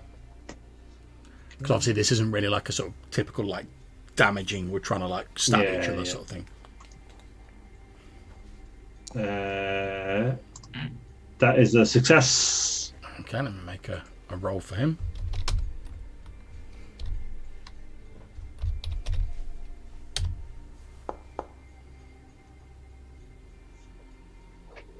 Okay, so you sort of dancing, you're fainting. He seems to be relying mainly on strength. I'll tell myself a private GM roll so you can see my rolls going forward. And basically, as you sort of dive in, he uses his strength to sort of like keep you at a distance. He's not done any like actual damage to you, but like when you're sort of trying to dance in, he's like blocking you and sort of pushing you away. So in an almost like martial arts / sort of wrestling fashion. But you're trying to rely on maneuverability, and he's obviously just relying like purely on strength. Okay. Like he's not moving a little bit, his feet are moving a little bit. But every time you go in, he's like blocking you with his arms and like pushing you away. Okay. What do you do?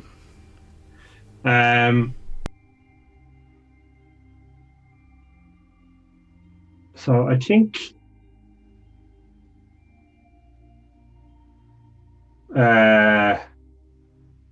what I really want to do now is I think just keep at him, trying to dance around and trying to tire him out a small bit. Okay, make me a dex roll again. I will then make a constitution roll for him, just to see like so you're trying to wear him down effectively. Oh, that's a failure. Okay.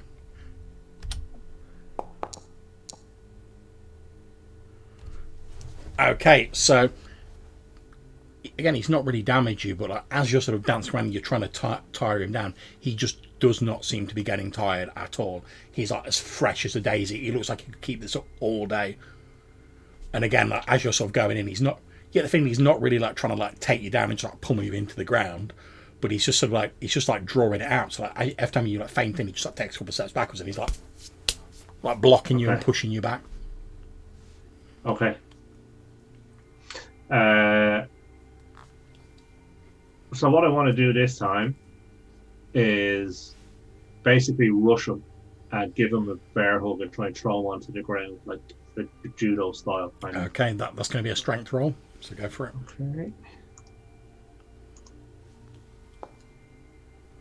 Okay. Success.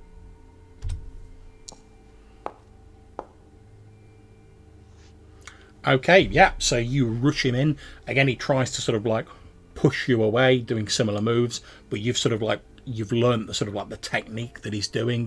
You're expecting it. So as he sort of goes like that to push you away, you effectively like twist his arm up behind his back, and as you do, you then like grab him around the waist and sort of like bear hug him and like lift him up, and pretty much he's like incapacitated. He struggles for a bit, but you've got like a good grip on him. At which point, Ferry sort of like laughs loudly, and he's like, "It is enough. I am satisfied. You will do." And he nods. Okay.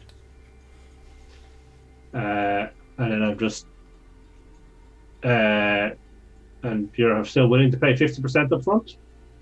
As I drop his man. Yeah, you let go of his manner immediately, like doesn't show any signs of being like annoyed by the fact you've just beaten him. He literally turns around to you, and again he's like bows to you, and then he like returns to the others. At which point Ferry comes over and he says, "Yes, I will pay you your 50%," and he pays you like 1,500 credits. Right, how much? 1,500 credits. 1,500. Yeah, cool.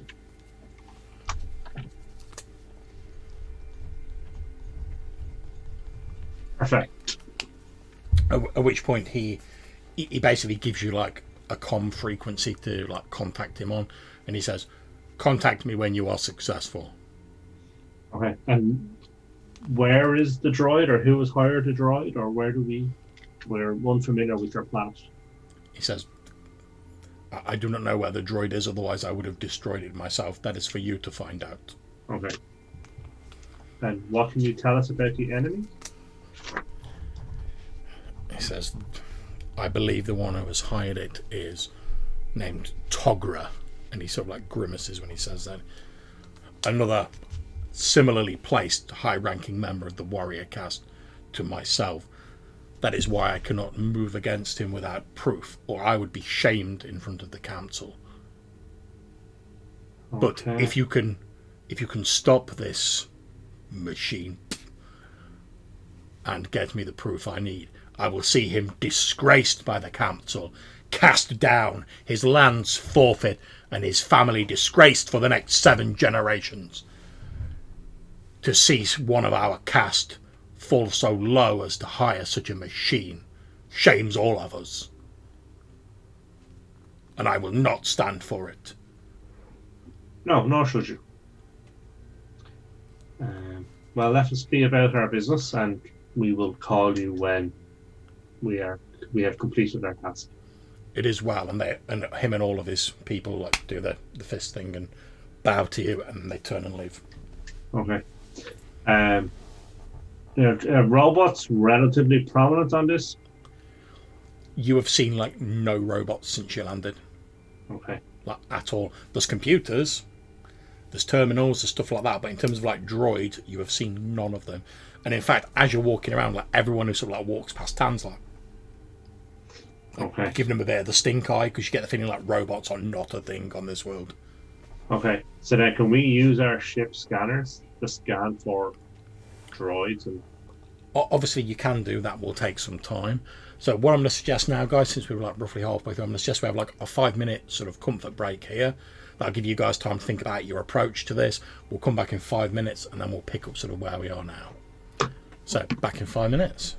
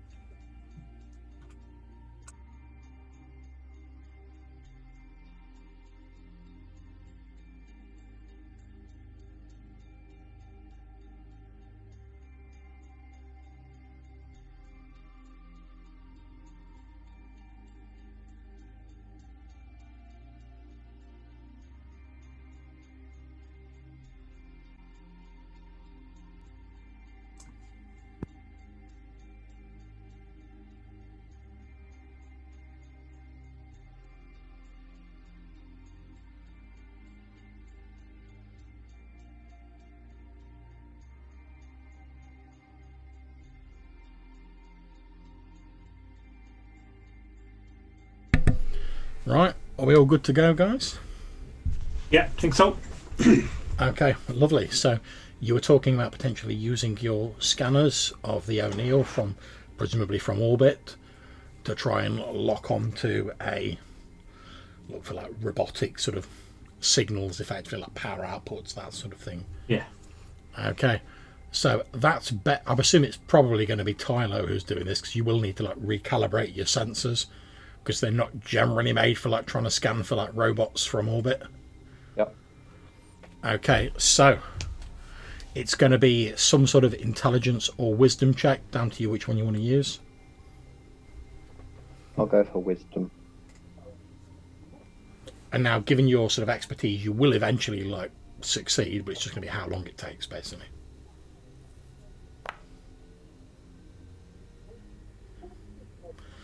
Okay, so it takes you basically a couple of days to like do the recalibration, because sensors are meant for locating like big things like asteroid belts and like enemy ships, not sort of like, can I pick out like potentially like one person or droid? A pin. Yeah, exactly. Yeah, it's like you've got like a telescope and they've basically gone, can you convert it into a microscope for us? And you're like, well, technically I can, but like if I've got to take all this to pieces and take the lenses out and like reposition them, but it takes you a couple of days. However, after a couple of days, you're like, I've got this set up. It's probably not going to be the most stable scan in the world, because it's not meant for this. It's only the fact that you're like a jury rigging master that's letting you do this. So can you roll me a d6, please?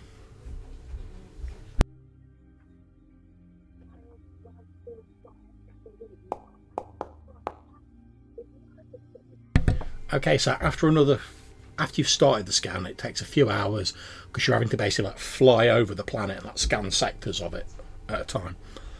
And as you're sort of flying over, you notice something strange. You've configured it to sort of pick up like positronic signals and like mechanical power outputs and stuff like that. Then you're having to like filter out like the computers and the non-robot machines and whatever. And basically you're like, well, they don't seem to have like mobile sort of like machines in that sort of sense. So basically if I can get a signal and then it's moving, chances are good that might be the boy. But you do notice a strange thing. As you're sort of doing your scan, you're actually picking up two such signals on the planet's surface. One is in the sort of city you're in, roughly in the area like where you are, like a few blocks away. The other is like on the other side of the city, and Right. both of the signals appear to be like moving. You got two choices. Okay. And in the few days we were waiting, could we have found out where Togra's, I guess, palace or whatever he has is? Yeah, you know that Ferry, the person you were talking to, is sort of like on this side of the city, and he's like, you get a bit of background information from asking people, etc., and like using the sort of publicly available terminals. You get the point that basically like there's two sort of high-ranking members of like the warrior caste, which is still very much in charge of things around here, and Ferry is like one of these people, and Togra is like the other, and they're pretty much like opposite ends of the city, like they don't want to be near each other. Okay. And you're basically, you sort of cross-reference like a map of the city with the readings you've got from Tylo, and basically one of these blips is sort of roughly in the area where Ferry is, and the other one is on the other side of the city, roughly in the area where Togra is located. Okay. So I suggest we find the closest one first and either rule it out or identify it. And then let's have Tylo keep an eye on the other one in case it starts moving in our direction. Watch the blip. Got it. Okay, so obviously you guys are sort of effectively going out about and like trying to track this thing, whatever it may be, this reading. Obviously Tyler will be able to like set your personal scanners up to like scan for the same signature. So you've got that advantage, but how do you plan on actually going about like tracking it? Like what sort of like search pattern, for want of a better term, are you using? So how small a search grid can we make it with our? You can probably, from the ship, you can probably narrow it down to like a couple of city blocks. Okay. So I think what we'd want to do really is to kind of cover all of the area, kind of low key. Okay. Try and find, like, kind of more like looking like tourists kind of thing, looking at the scanner as if it's a map, and trying to find out where we're going. Just kind of, low key, up and down the blocks. Yeah. To try and work out where it might be, and then you pretty much look like tourists already. So all the natives have got these like mad like tattoos down half the face in different colours. You guys obviously haven't. Plus you've got Tan with you, who like looks like more machine than man, which none of the locals have, and he's still getting like the stink eye off like everyone you walk past. But yeah, you look like tourists, and obviously everyone's sort of like droid, yeah. But like no one's, because you look like tourists, no one's going to be like, droid, get it. And just like start roughing you up in the street. You get the feeling they have like, you're not sure exactly what it is, but you get the feeling they very much have their own like code of behaviour, which sort of like means they're not just going to like gank you in the street or like start like shooting at you or anything like that, because you've got a droid with you. Okay. Yeah, so I think that's our plan really, just to kind of try and use the scanners to narrow it down. Are you staying together? Are you splitting up to like do it quicker? What's the plan? I think we'd be inclined to stay together because we don't know anything about where we're at. Okay. And would we have brought a couple of mercs with us? Probably, right? That's entirely down to you. If you want to, you can have them. Yeah, I think that's brought 3. Okay, that's absolutely fine. You've got 3 of your mercs with you. Now, I'm hoping on the sort of like the hirelings bit, you guys can see the mercs where the character sheet is. So in the player party folder, there's a folder called hirelings. I'm hoping I've remembered to set it up so you guys can see the mercs. Should be able I to can see a bunch. Oh yes. Okay, cool. So basically, if any of them take damage or anything like that, I'll rely on you guys to like track it and stuff like that. Yeah, that's or no if problem, you need to roll for them, that's fine. They've all got the same stats, so it doesn't matter which you roll for. That's okay. Fine. Yeah, cool. So you've got 3 of those with you. You start searching. Tan, can you roll me a d12, please?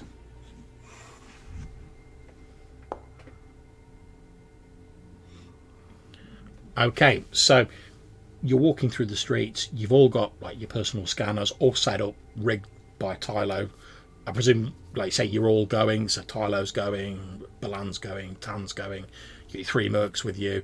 You've all got personal scanners rigged up. You're all sort of heading across these city blocks of like doing like a very thorough and sort of rigid search pattern, like clearing out one area, moving on to the next, clearing out that, moving on, and so on and so forth.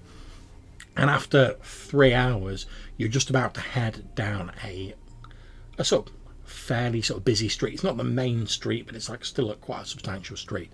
When you start like getting the old like boom, boom, boom on your like effectively like your GPS on your scanner. And as you look down at it, you can see like the signals coming from like the far end of the street. And as you sort of look down the street, you can see like a number of people walking around, like doing their business, as is the fashion of a lot of people here. Not so much the warrior caste, but like the other castes. A lot of them are wearing sort of like long, loose-fitting robes. Some have got hoods pulled up against like the glare of the sun. There's a load of people anyway. You don't see anyone who like screams like robot at you immediately when you look. You know my cyber eyes? Yes. I should be able to pick out a distinct shape of a droid from the heat signature. Okay, let me just check your cyber eyes. I tell you what would have been handy if you'd not still got the description for cybernetic legs in there, but that's my fault for not upgrading it. But do you know what? Yeah, I don't see why not. And to be honest, Tan could probably do the same as well because he's all cybered up. So between Tan and yourself, Tylo, you notice that one of these figures wearing like the hooded robe has beneath the robe, obviously invisible to normal sight, but to the 2 of you with like your cyber senses, has a distinctly like non-human shape below the robes, although obviously they're wearing these loose-fitting robes as a sort of like primitive camouflage effectively, because if a droid just walked around here, like everyone would know about it and they'd be commenting on it, whereas put a big loose-fitting robe, pull the hood down, walk around, don't say anything to anyone, you can probably get away with it for a bit. You're also picking up that this thing has what appears to be a firearm. due to the length of it, you both suspect maybe it's like a laser rifle, sort of like concealed, sort of like down its front under the ropes, like ready for like easy access. I'll point it out to Ballard. Yeah, they give you Okay. they give you the nudge and like. Okay. You're like at the other end of the street at the minute, and there's like a bit of a crowd of people sort of milling around. This thing's in the crowd, effectively, obviously trying to like maintain the camouflage, but like moving with the crowd and stuff like that. Okay, so what I think we'd like to do is to kind of stop and spread out, and then I will. The droid is walking towards us, is it? It does appear to be, yeah. It's not like powering towards you guys, but it's heading down the street roughly in your direction. Okay, so I guess what we want to do is stay kind of ready where we are to attack it, and then I want to, I guess, move forward towards it. And as I get close to it, I kind of want to bump into it like I was just bumping into someone on the street. And as I do, I want to pull its hood down so that everyone can see it's a robot. And Okay, that is absolutely fine. You will not have to make a roll for that. That's absolutely grand. So as you walk down the street, this thing sort of like head lowered, hood pulled over its face, sort of like moving along in a fairly rough approximation of like a human walk, but obviously like Tylo and Tan have like flagged it, and now you've sort of zeroed in on it on the sensors. You're like, yeah, that's the boy. You sort of like bump into its shoulder, and it sort of like just moves like that as though it's just going to like move past you and not say anything. And as you do, you sort of like reach up with your hand and like whip this hood off, which reveals the sort of dark metallic sort of face of some sort of variant KX security droid, like some of the ones you faced on Nutak 2. And of course, as it's basically there's an uproar in the street as soon as you pull this hood off and you reveal there's like a droid like mixing in with like society and not identifying itself as a droid. Like people just like lose their minds. Like people are like shouting, people are like sort of like throwing things at it. It's like rocks and stuff like that. At which point, Tan, can you roll me a d6? Just to see if basically anything but a 1 and no one goes, there's another droid. Yeah, you're fine. They're so like sort of like angry at this droid they don't even notice you, to be honest. And yeah, people are like throwing rocks at it and whatever. The droid just appears to like ignore that, like a couple of pebbles are like bouncing off it. It's made of metal, it's not bothered. And it sort of like carries on like past you, but it increases its pace. It's now like moving at like a reasonable, almost like a sort of slow jog. Okay. So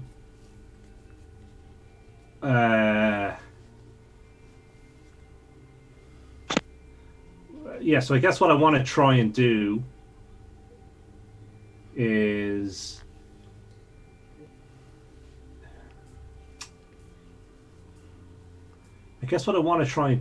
damage its circuitry from the back to make it like, especially around like its kneecap or something like that, that would stop it moving. Okay, make an attack. So I guess. Okay. Where am I?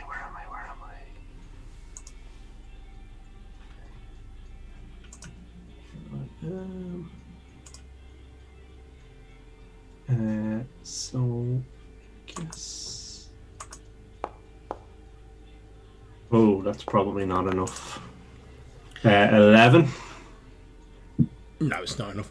You shoot at it, you hit it. However, it's not enough to like penetrate its metal carapace. But as soon as you hit it, it basically turns around and in this loud sort of amplified metallic voice shouts, Councillor Togra sends his regards, and then it just starts like spraying the crowd with like laser fire as it pulls out this laser rifle. Okay. At which point, Tylo and Tan, you're both picking up that there's like the power levels in like the power plant of the droid are sort of like building up and up and up and up and up as it's just like, and obviously like people are like ducking down. A couple of them like take hits from these laser blasts. It's gonna blow. Tylo, can you roll me a d6? If you get a 1, like one of you's been like tagged by one of these laser blasts, because it's not like deliberately firing out, it's just literally like spraying the area. Yeah, none of them get near you. A couple of people are like hit and sort of like fall down. You can see like a couple of like obviously the warrior cast with the red tattoos are like running forward. Again, it seems to be a big thing with them not to have like firearms, so they're like rushing forward with like some mono swords and like mono axes and like melee weapons. So like rushing forward to like give it a good shoeing. And then you're like Tyler, like, it's gonna blow. Okay. And I guess then once I hear that, I want to start backing away. Yeah, that's fine. It's just standing in place. Like, and I guess I want to shoot at it again and see if I can damage its rifle. yeah, that's fine. Every sort of like few seconds as it's shooting, it's like, oh, Councillor Togra sends his regards. Okay. So I'll just shoot and see if I can damage its rifle. Ooh. I'm guessing no. No, and indeed, a few moments later, you, Tylo, and Tan register that like the build-up's gone critical in its power plant, and Tylo is proved right when this droid's just as a few of these warrior casts are getting level with it, it detonates, just like explodes. So like shards of metal fly everywhere. A couple of the warrior cast who were like nearest to it are like thrown backwards with like burns on them. There's like scorch marks on the street and the building. Metal rains down for a few moments, and then there's like a bit of an eerie silence as everyone's sort of like a bit unsure how to respond. Then a couple of people like with white tattoos start running forward and like trying to drag these like injured warrior cast members away. Back on the scanner, where's this other robot? It's on the other side of the city. That's fine. Okay, so I think we now have the proof we need. A couple of people are like shouting like, oh, this is a disgrace. We've got to like hold Councillor Togra to account for this. This is dishonourable conduct. And like generally like people are like shouting and like shaking their fists, and everyone seems like thoroughly annoyed by the fact that someone's got a droid involved in like their business. Okay, so I'll jump on the comm to Ferry, and I'd be like, found a droid, it's been destroyed, it's announced itself as belonging to Togra. Good, it is as I suspected. That dishonourable cur. I will see him flog through the street. And he goes through the whole like, I will see him flog through the streets and his family disgraced and driven from their holdings. And he goes on a bit of a rant for a few minutes. And I just be like, there is a second robot. He's like, what? A second robot in his residence, and I suggest that now the tide is turning against him, and if you strike now, you could end him. He replies and he's like, yes, it is good. And he's like covered over like the microphone, and you hear him basically like shouting to his people in the back to like basically get ready to like move on Councillor Togra's building, and you hear like the various like agreements from like the people in the back as they're obviously like tooling up. Okay, then I guess it's whether we want to go and watch and see what happens, or I'm going to try and find any remnants of a CPU. Yeah. Roll me a d6.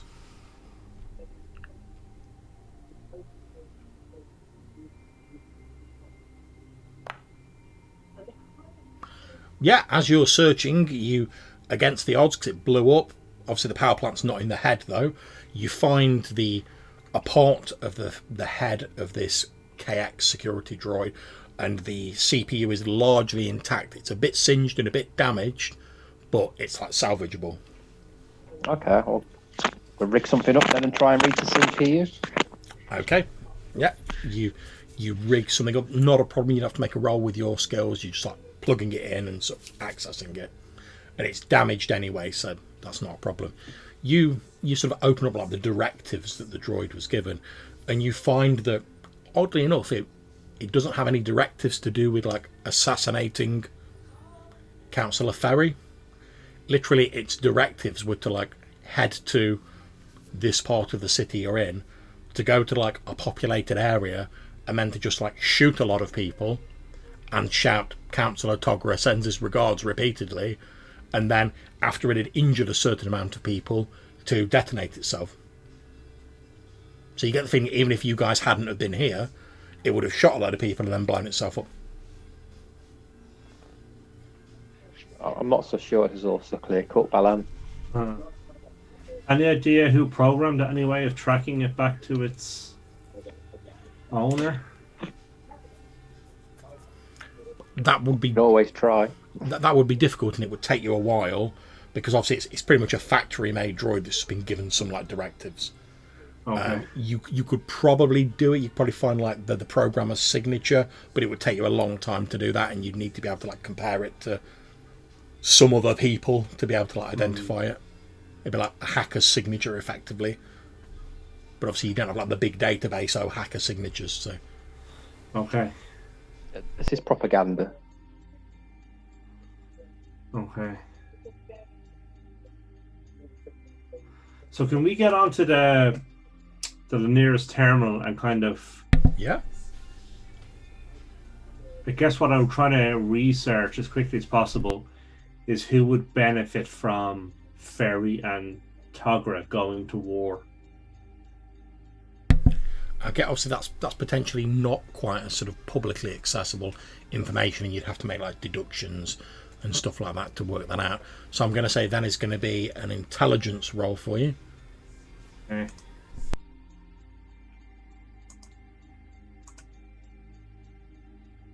Ooh, no. No idea whatsoever. Yeah, so obviously if both Togra and Ferry were taken out, there would be other members of the sort of military or warrior caste who would be promoted to fill their positions. You get the feeling they basically have two of these like high councillors, so that like, you know, they sort of, there's no danger of like one person taking over and becoming an absolute monarch. There's always like two of them who are at the top of the pyramid. And obviously other people would be promoted, but there's nothing about like the sort of lower members that lead you to believe that they'd have knowledge of robots or like ties for like hiring robots. There's nothing that jumps out at you about any of them. Okay. Okay. I think we should find this second robot and find out what's going on. Recommend cutting it in half, and we'll take the whole CPU. Okay. Now, obviously, you know it's over the other side of the city, and it's a big old city. So if you're foot slogging it, it would take you quite some time to get over there. So you could go back to the ship and over there, or you could potentially try and use another method. How do you want to get there? Is there like Any air speeders? taxis, space taxis type? Yeah, there's public transport, there's taxi equivalents, like hover cars, effectively. Yeah. So I think we want to jump in like a hover car type thing, or two hover cars, and bang, off we go across the city. Okay, so you jump into, you sort of flag down one of these hover cars, you jump in, there's a man there with like grey tattoos down the side of his face, and he's like, where can I take you? Togra's residence, please. He's like 10 Dankati. Yep. No problem. You flip him a few credits. And he zooms, there's like a as the hover car takes off, and he zips you through the streets, gets you to the area you want to go in, maybe 15 minutes. He moves quite quickly. There doesn't seem to be a lot of these sort of hover cars around, but there's a few of them. Like, there's not mad traffic anywhere. Most people seem to walk. But he gets you there, he drops you off, you get out, he's like, and zooms off. Okay. And then just as you're getting out of the car, you hear a few streets away the sound of laser fire. Okay. So I guess we want to head in the direction of the laser fire. Okay, as you head towards the sound of the laser fire, you also hear like shouting and like screaming. And as you round the corner, you see a similar looking droid wearing robes. It's still got the hood up, but you can clearly see like the droid face under the hood as it's like holding its head up, and it's spraying down the crowd with laser fire. And in this sort of like mechanical voice, it's like, Councillor Ferry sends his regards. Okay. And like people are getting shot and tagged by these laser blasts. Again, you can see like a couple of the warrior cast are already sort of like laying into this thing with like weapons. And again, okay. Cut it off. you're picking up the build up of like power in it. What do you do? So I guess I can't see it, but I've been told that it's about to explode. Right? Can we tell how close to exploding it is? Okay, roll me a d6.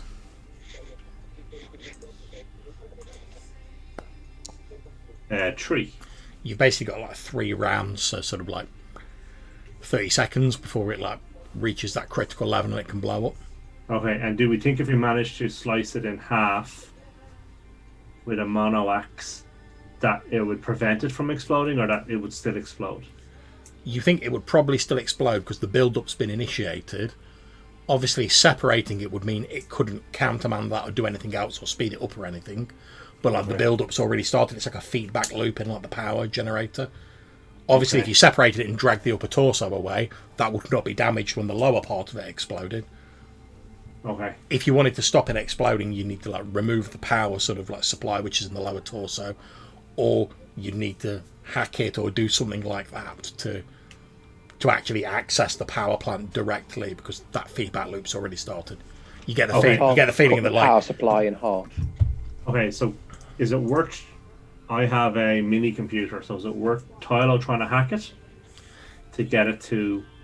You could hack it. It's just if you can do it in time, as Tylo said, you could hack the power supply in half.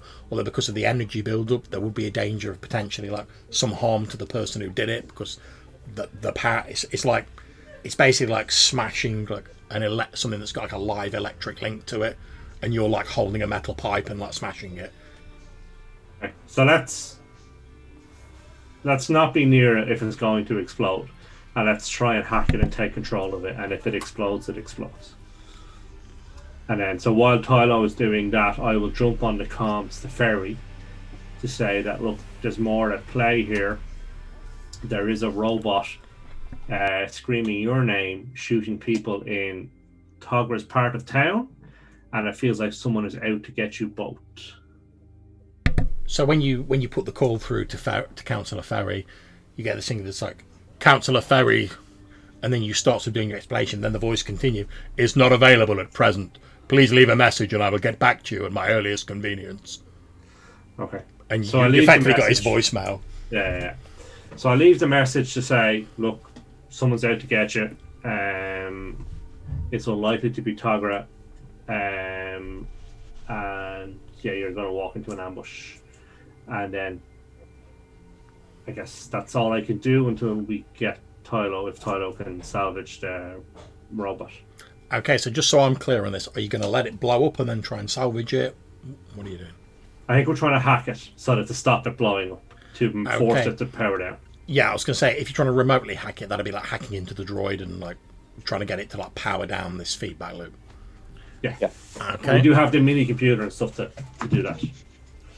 Yeah, that is absolutely fine. So I'm just having a quick look at Tylo's character sheet. Okay. So what I'm going to do is I'm going to say, if you can roll me a d6, Tylo. Normally it would be 5 or 6 to do this, but since you've got the mini computer and everything helping you, it's going to be 4, 5 or 6. And obviously you've effectively got 3 attempts. However, you don't need 3 attempts. But by the time like Balan's like, oh, here's a mini computer, he turns around like, get onto his voicemail and he's like, oh, Tylo, can you? And you're like, I've hacked it. You're just like, yeah, it's done. So you've basically sort of remotely accessed this droid's like directives, and you can see that again it has similar directives to the first one. Go out into a populated area, spray everyone with laser fire, shout out Councillor Ferry sends his regards, then initiate this feedback loop to blow itself up. But you now have access to control it remotely, basically. Okay. We'll delete explode, and we'll delete fire on crowd. Yep, you basically send it 2 commands, which are basically deactivate the power build-up and basically put yourself in like sleep mode effectively. So after a few moments, like a few tense moments, you register like the power starts like decreasing in it, and it literally just sort of like goes from like being like to suddenly just being like boom, and it just stands there, and like these warrior casts to like continue like kicking the shit out of it. So I guess we'll call out to them that, look, we've taken care of it now. Okay, maybe a charisma roll, Balan. Oh, jeez. Because these people really don't like droids, and having some tourists go, it's all gravy, don't worry about it. Can I help by saying, you have 6 seconds to comply? Laser rifles. If you want to make a charisma roll, you can do that. However, the danger will be if you fail, they'll be like, "There's another droid, get it." I think I will bring out the rifle to have it at the ready because we don't know what's going to happen with these people being worked up. Yeah, so these warrior cast aren't paying any attention to you, Balan. They're focused on like pummeling the shit out of this thing. They're like raining. I mean, they've only got like. They've not got like the good melee weapons. They've only got like primitive melee weapons, but they're just like leathering into it, like pipes, axes, swords, and they're just like they're slowly just like taking this thing to pieces. Basically, you see one of them is like hacks one of its arms off with an axe. Okay. Although they seem to be a bit confused by the fact that it's like not doing anything. They're obviously expecting like a bit of a fight, which is causing them to slow down a bit. Because they're like, "Yes, we're going to triumph like warriors over this." Oh, why is it not doing anything? As they like to rip its arm off, and it's just like. So as they come to that realization, I will call out to them that leave it for Councillor Togra and go and get him. One of them's like, "Yes, that is a good idea," and you see like one of them stays behind, just like keep an eye on this thing in case it becomes active again. But like two of them run off into like the nearby building. Okay. And I guess we'll, since this droid is intact, I guess we want to examine it for any sort of means of finding its owner or its builder or any Ask sort a of person to speak to it. Yeah. Okay, so yep, you're free to examine it. You sort of access its memory systems effectively, and as you basically get to like replay the sort of last sort of record, like before it was sent out to do its thing. And as you do, you see like a sort of hazy, because obviously it's not got the best like cameras and sensors in the world, but you get like a hazy view of a man you don't recognize with like blue tattoos down one side of his face. He's stood in front of it and he's giving it like the directives and getting it to confirm the directives that you've just analysed. Okay. And obviously you download that to like your like Palm Pilots or whatever, so you've got that footage. And based on our understanding of the planet, what do we think the blue tattoos signify? The blue tattoos are they're roughly analogous to like the sort of like the scientific or like the diplomatic caste. You're not sure there seems to be a bit of overlap. Scientific, diplomatic.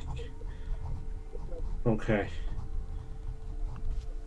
And do we think that this droid is salvageable, or is it? Yeah, it's salvageable. I mean, like, although they've hacked the arm off, it's like lying there. So yeah, it's reasonably salvageable. It'd take a bit of work to get it up and running again and like erase it and format it and whatever, but it's doable. Particularly since you've got Tylo on your side. So.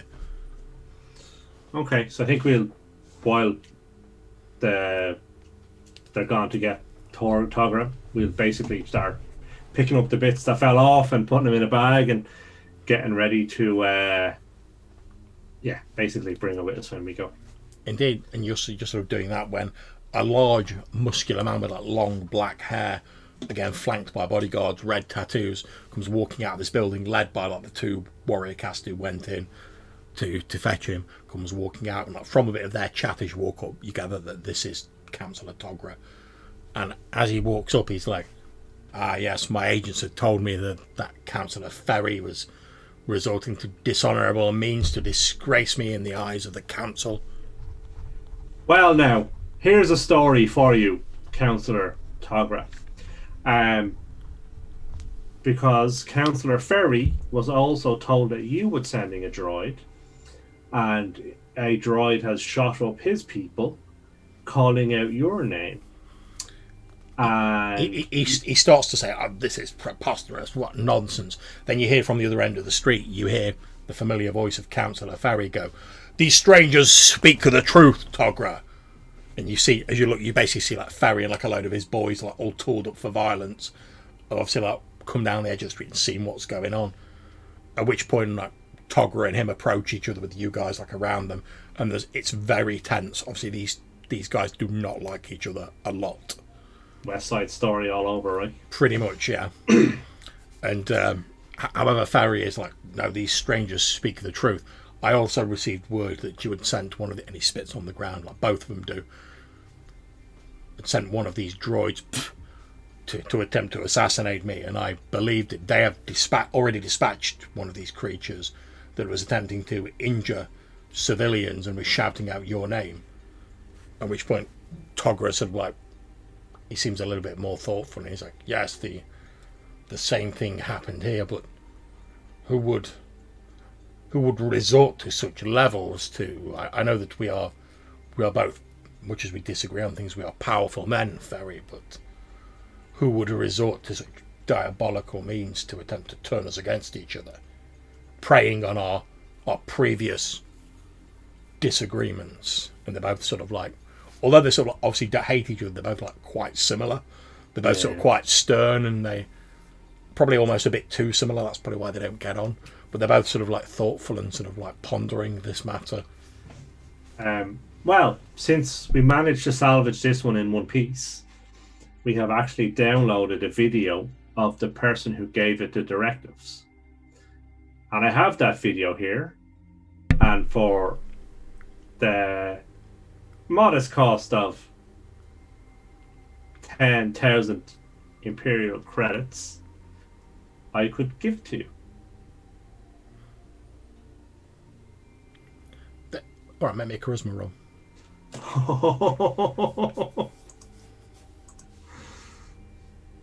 No. Okay, so you're asking for 10,000.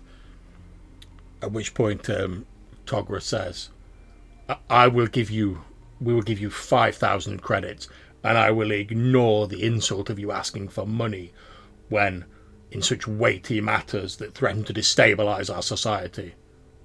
If you are a wise man, you would take my offer. And then he sort of, almost as though like that's done, he just like turns from you, and he turns back to Councillor Farry, and he's like, since we have both been deceived, perhaps, if you agree, we should both pay half of what these strangers are asking. It is clear that we must ally our forces, since there are enemies without who seek to turn us against each other, and drive a wedge between us and profit from our misfortune. At which point, Councillor Farry nods and he gives him another.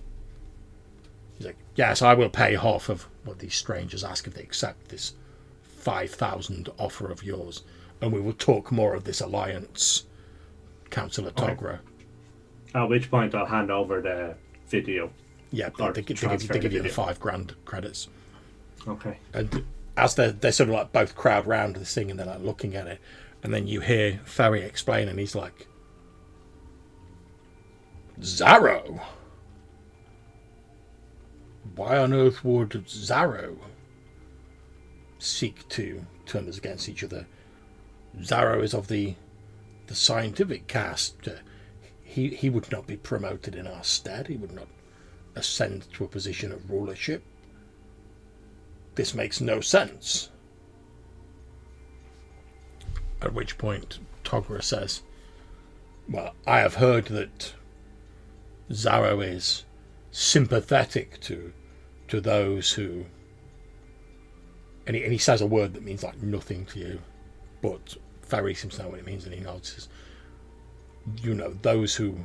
And he sort of turns towards you as though to explain, and he says, those who believe that our old caste system is outmoded and that we should forsake the tradition of our ancestors to adopt a more modern approach to rulership. Perhaps, Councillor Ferry, they sought to destabilise the council by removing us, and then in that period of instability they would attempt to push their agenda or move for the caste system's power to be lessened. Councillor Ferry is like, yes, it is underhand, but it might just have worked if not for these strangers here. And he like claps you like on the shoulder, Balan, and he says, you have done us great service here today. We will not forget this. And he turns to Councillor Togra and he says, in the spirit of this new alliance, I will have my people canvass my half of the city. If Zarro is there, we will find him, and we will have him brought out into the shining light of the suns. At which point Togra says, and likewise I will have my men scour this half of the city. If Zarro is here, we will find him, and he will be brought before the judgment of the council. And he like clenches his fist dramatically. At which point they sort of nod, and he says, they get on their comms and they make the arrangements with their people. At which point Togra says, come, Councillor Ferry, enter my home as a friend. You will receive hospitality, and we will talk more about the future of a unified council. After all, if we are so feared when working together, it must be a worthwhile endeavour, or Zarro would not try to prevent us.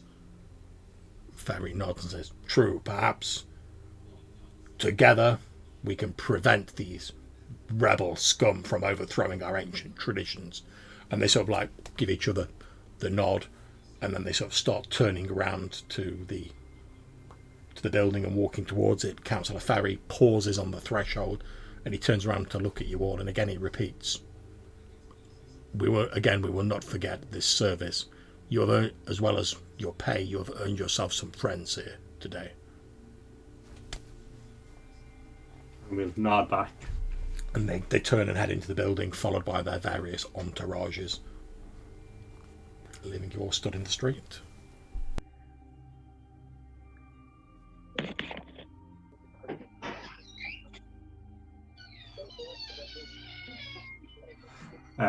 So I guess we kind of want to go before our welcome runs out. Yeah, I was thinking that if we wanted to, we could, but we kind of ended up with not like a party that we wanted to, get more involved with. But I was thinking, because they're clearly all about the, like they like the biological existence, right? So I was thinking the whole way through, like, we can solve some major issues clearly on this planet with me having a friendly duel with someone and losing. I prop them up, like, oh, this guy wins, like this foreign, warrior coming in with his technology. We could do that kind of thing, but I guess we didn't really end up with this probably talking about. There is literally no reason you guys have to immediately leave.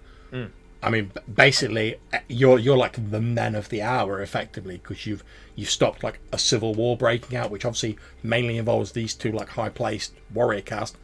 But if they're in charge of the warrior caste and pretty much everyone else from the vibe you're getting, if they'd have started fighting, everyone else would have got drawn into it. And it would have been a massive civil war, at least in this city. Possibly beyond. You don't know how far their sort of influence extends. So effectively you've just saved this city from like going into like a mad bloody civil war. So like most people are going to be like well disposed towards you at the moment. So if you want to do anything else on this world, you can do. You don't have to leave immediately. Obviously also you've got the sort of salvaged droid. I'll program that to walk onto the ship. Yep, not a problem. You basically give it the code to head onto the ship and then sort of power down. Are we interested in helping them track down the criminal? I don't think so. I think, we're after getting a good bit of few credits and a combat droid. I mean, we're good, I guess. Yeah, we could catch up. And there's more jobs on the space station. Because otherwise we could be here for weeks trying to help them find this guy. And I don't think we want to spend too long in the one place. Yeah, probably not. But we could probably let's mark this place down for potential. We could, if we keep growing our mercenary reserves, this place would probably be a good training ground. Yes, or a good place to hire mercenaries. Yeah, I was thinking that too. But that's for the future. Like when we get more credits to get more people. Yeah. Let's keep this place in mind because They've clearly got the aptitude. Yes. And the appetite. Mm-hmm. Right. I guess I'll like Tan as we because we don't want to stick around for now, so we'll probably start leaving, and Tan's gonna be talking a little bit about this. Like they're really into the dual stuff, and it's kind of itching for it a little bit. So next time we come here, probably something I need to look into. But yeah, I guess we're good to go. Head towards the next step on our journey. Yeah. Okay, so as you guys take off from the planet, you've got the KX security droid. It's powered down on the ship. Where do you plan to head to? I think we want to go back to. We want to go back to the station and look at this colony ship job. Okay. So Sorry, that was a question. Sorry. Oh, right, okay, no worries. As opposed to a statement.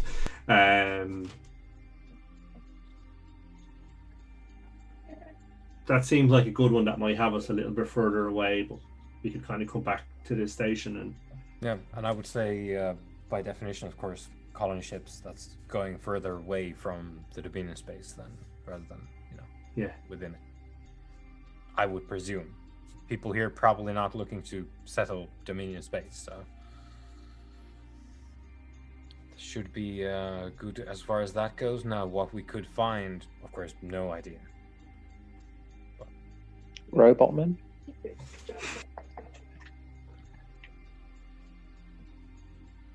It would be quite the thing if we find them all set up, but they're having some issues, whether that's with supplies or comms or, maybe they're being harried by pirates. We could get a lot of goodwill with a new, fresh community, which could help us with, if nothing else, it could be a good, hideout. Yes, and it would be new, right? It wouldn't be on anyone's maps and be off the grid. Yeah. Yeah. So I think that's. Yep. Let's try and pick up the trail for the colony ship. Okay, so you head back to Gilbert 6 station. You have no problems getting aboard, and you log into like the jobs bit. A few have changed, a few are the same. The search for the lost colony ship is still on there as a job. Presumably, Balan, you're sort of being like the face of this again. Yes. So you press the button, and a sort of like a craggy blue reptilian Clason face appears, and like, this is Tandan. Hello, Tandan. We are recently arrived on Gilbert 6. We're an exploratory team. And we understand that you are in the market for an investigation into the fate of a lost colony ship. Yes. And we believe we might be the team to help you solve this problem for the right price. The payment would depend on whether you can recover the colony vessel. It is a deep space cryogenic colony vessel. There are many frozen colonists on board. Their recovery is paramount. Okay. A cost per head rescued? Yes. I will give you 1,000 credits for each person recovered, and an additional 10,000 should the vessel itself be recovered. Now, how many colonists were on the ship? 500.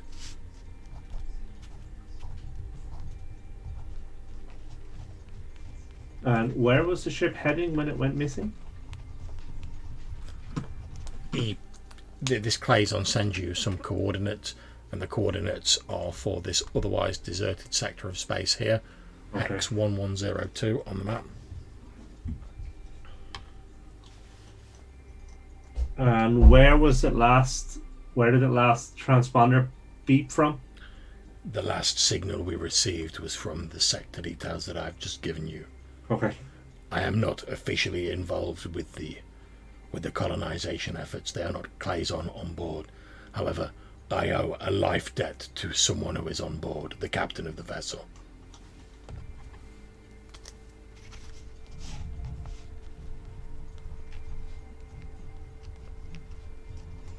Okay.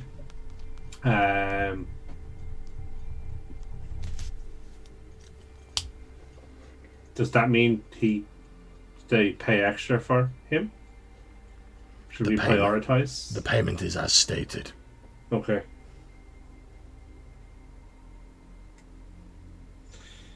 Okay.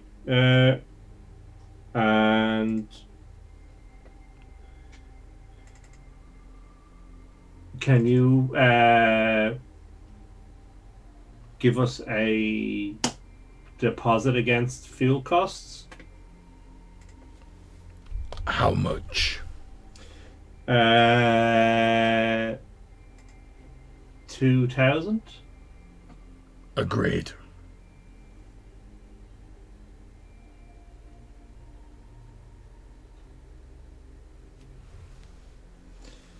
Well then, if there's nothing else you need, we will start immediately after we refuel our ship. Indeed. Additional information, the crew are of the Kelty species. Okay. And can you tell me anything of these Kelty species? Yes.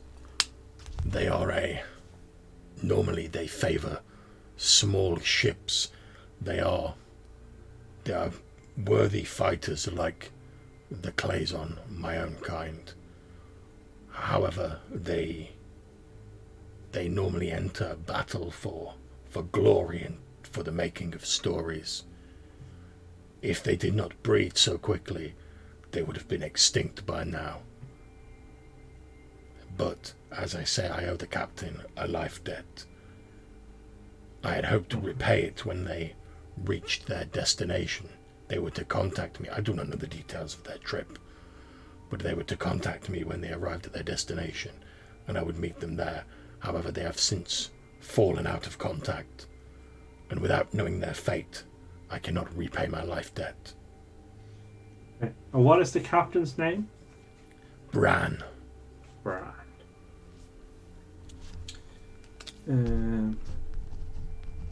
Okay. Is there any other information that we might be useful for us, or? You will need to take breathing apparatus to be able to breathe underwater. They're an aquatic species. Their ships are filled with, and he looks like quite distasteful when he says this, are filled with water. Okay.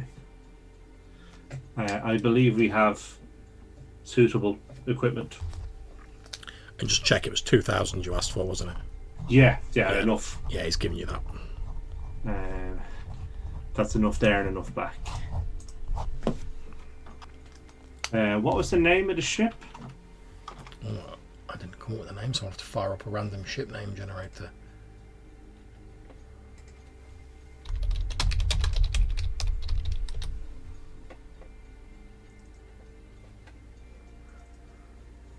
Like a million years for my browser to load up a new page, because it's like, oh, you want to do multiple things at the same time. What do you think this is? A computer? Well, is this some sort of multitasking machine? Okay, here we go. Click on a generator.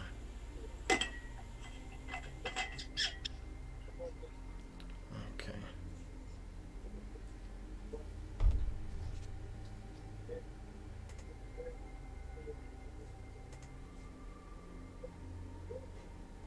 He says the ship is called the Tobruk. And how long has it been missing? It dropped out of communication a month ago. Okay.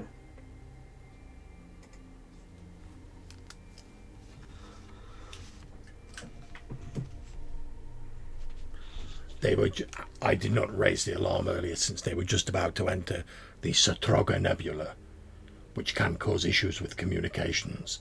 So I assumed that was simply the case. However, after a month when they had failed to respond, that was when I began looking for someone to investigate. Okay. And the colonists, are they also Kelty, or are they? Yes. Okay. So the planet that they're looking for is also an aquatic. Yes, they like the Biosphere. wet. Okay.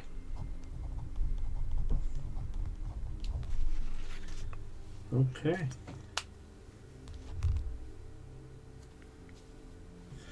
Well, I think we have everything we need. We will be in touch as and when we find information. Ponder signal. Good, I can be contacted here when you have completed your mission. Good hunting to you. Thank you very much. Good hunting to us. And he signs off. And I think at that point, as you get ready to sort of like head out, we're going to finish the session here. That'll obviously give me time to prepare and for you to do this whole sort of like locate the lost colony ship dealio next session. So thank you very much for playing, guys. I hope you enjoyed that. I know it was a little bit ad hoc, but hopefully you all enjoyed it. That was good. Yeah. Yep. Okay, so obviously I'm free to chat for a bit and we'll deal out XP and whatever. But for now, I'm going to just thank my wonderful players. To anyone who's watching this in an hour in the future, hopefully we'll catch you in the next one. Take it easy. Take care.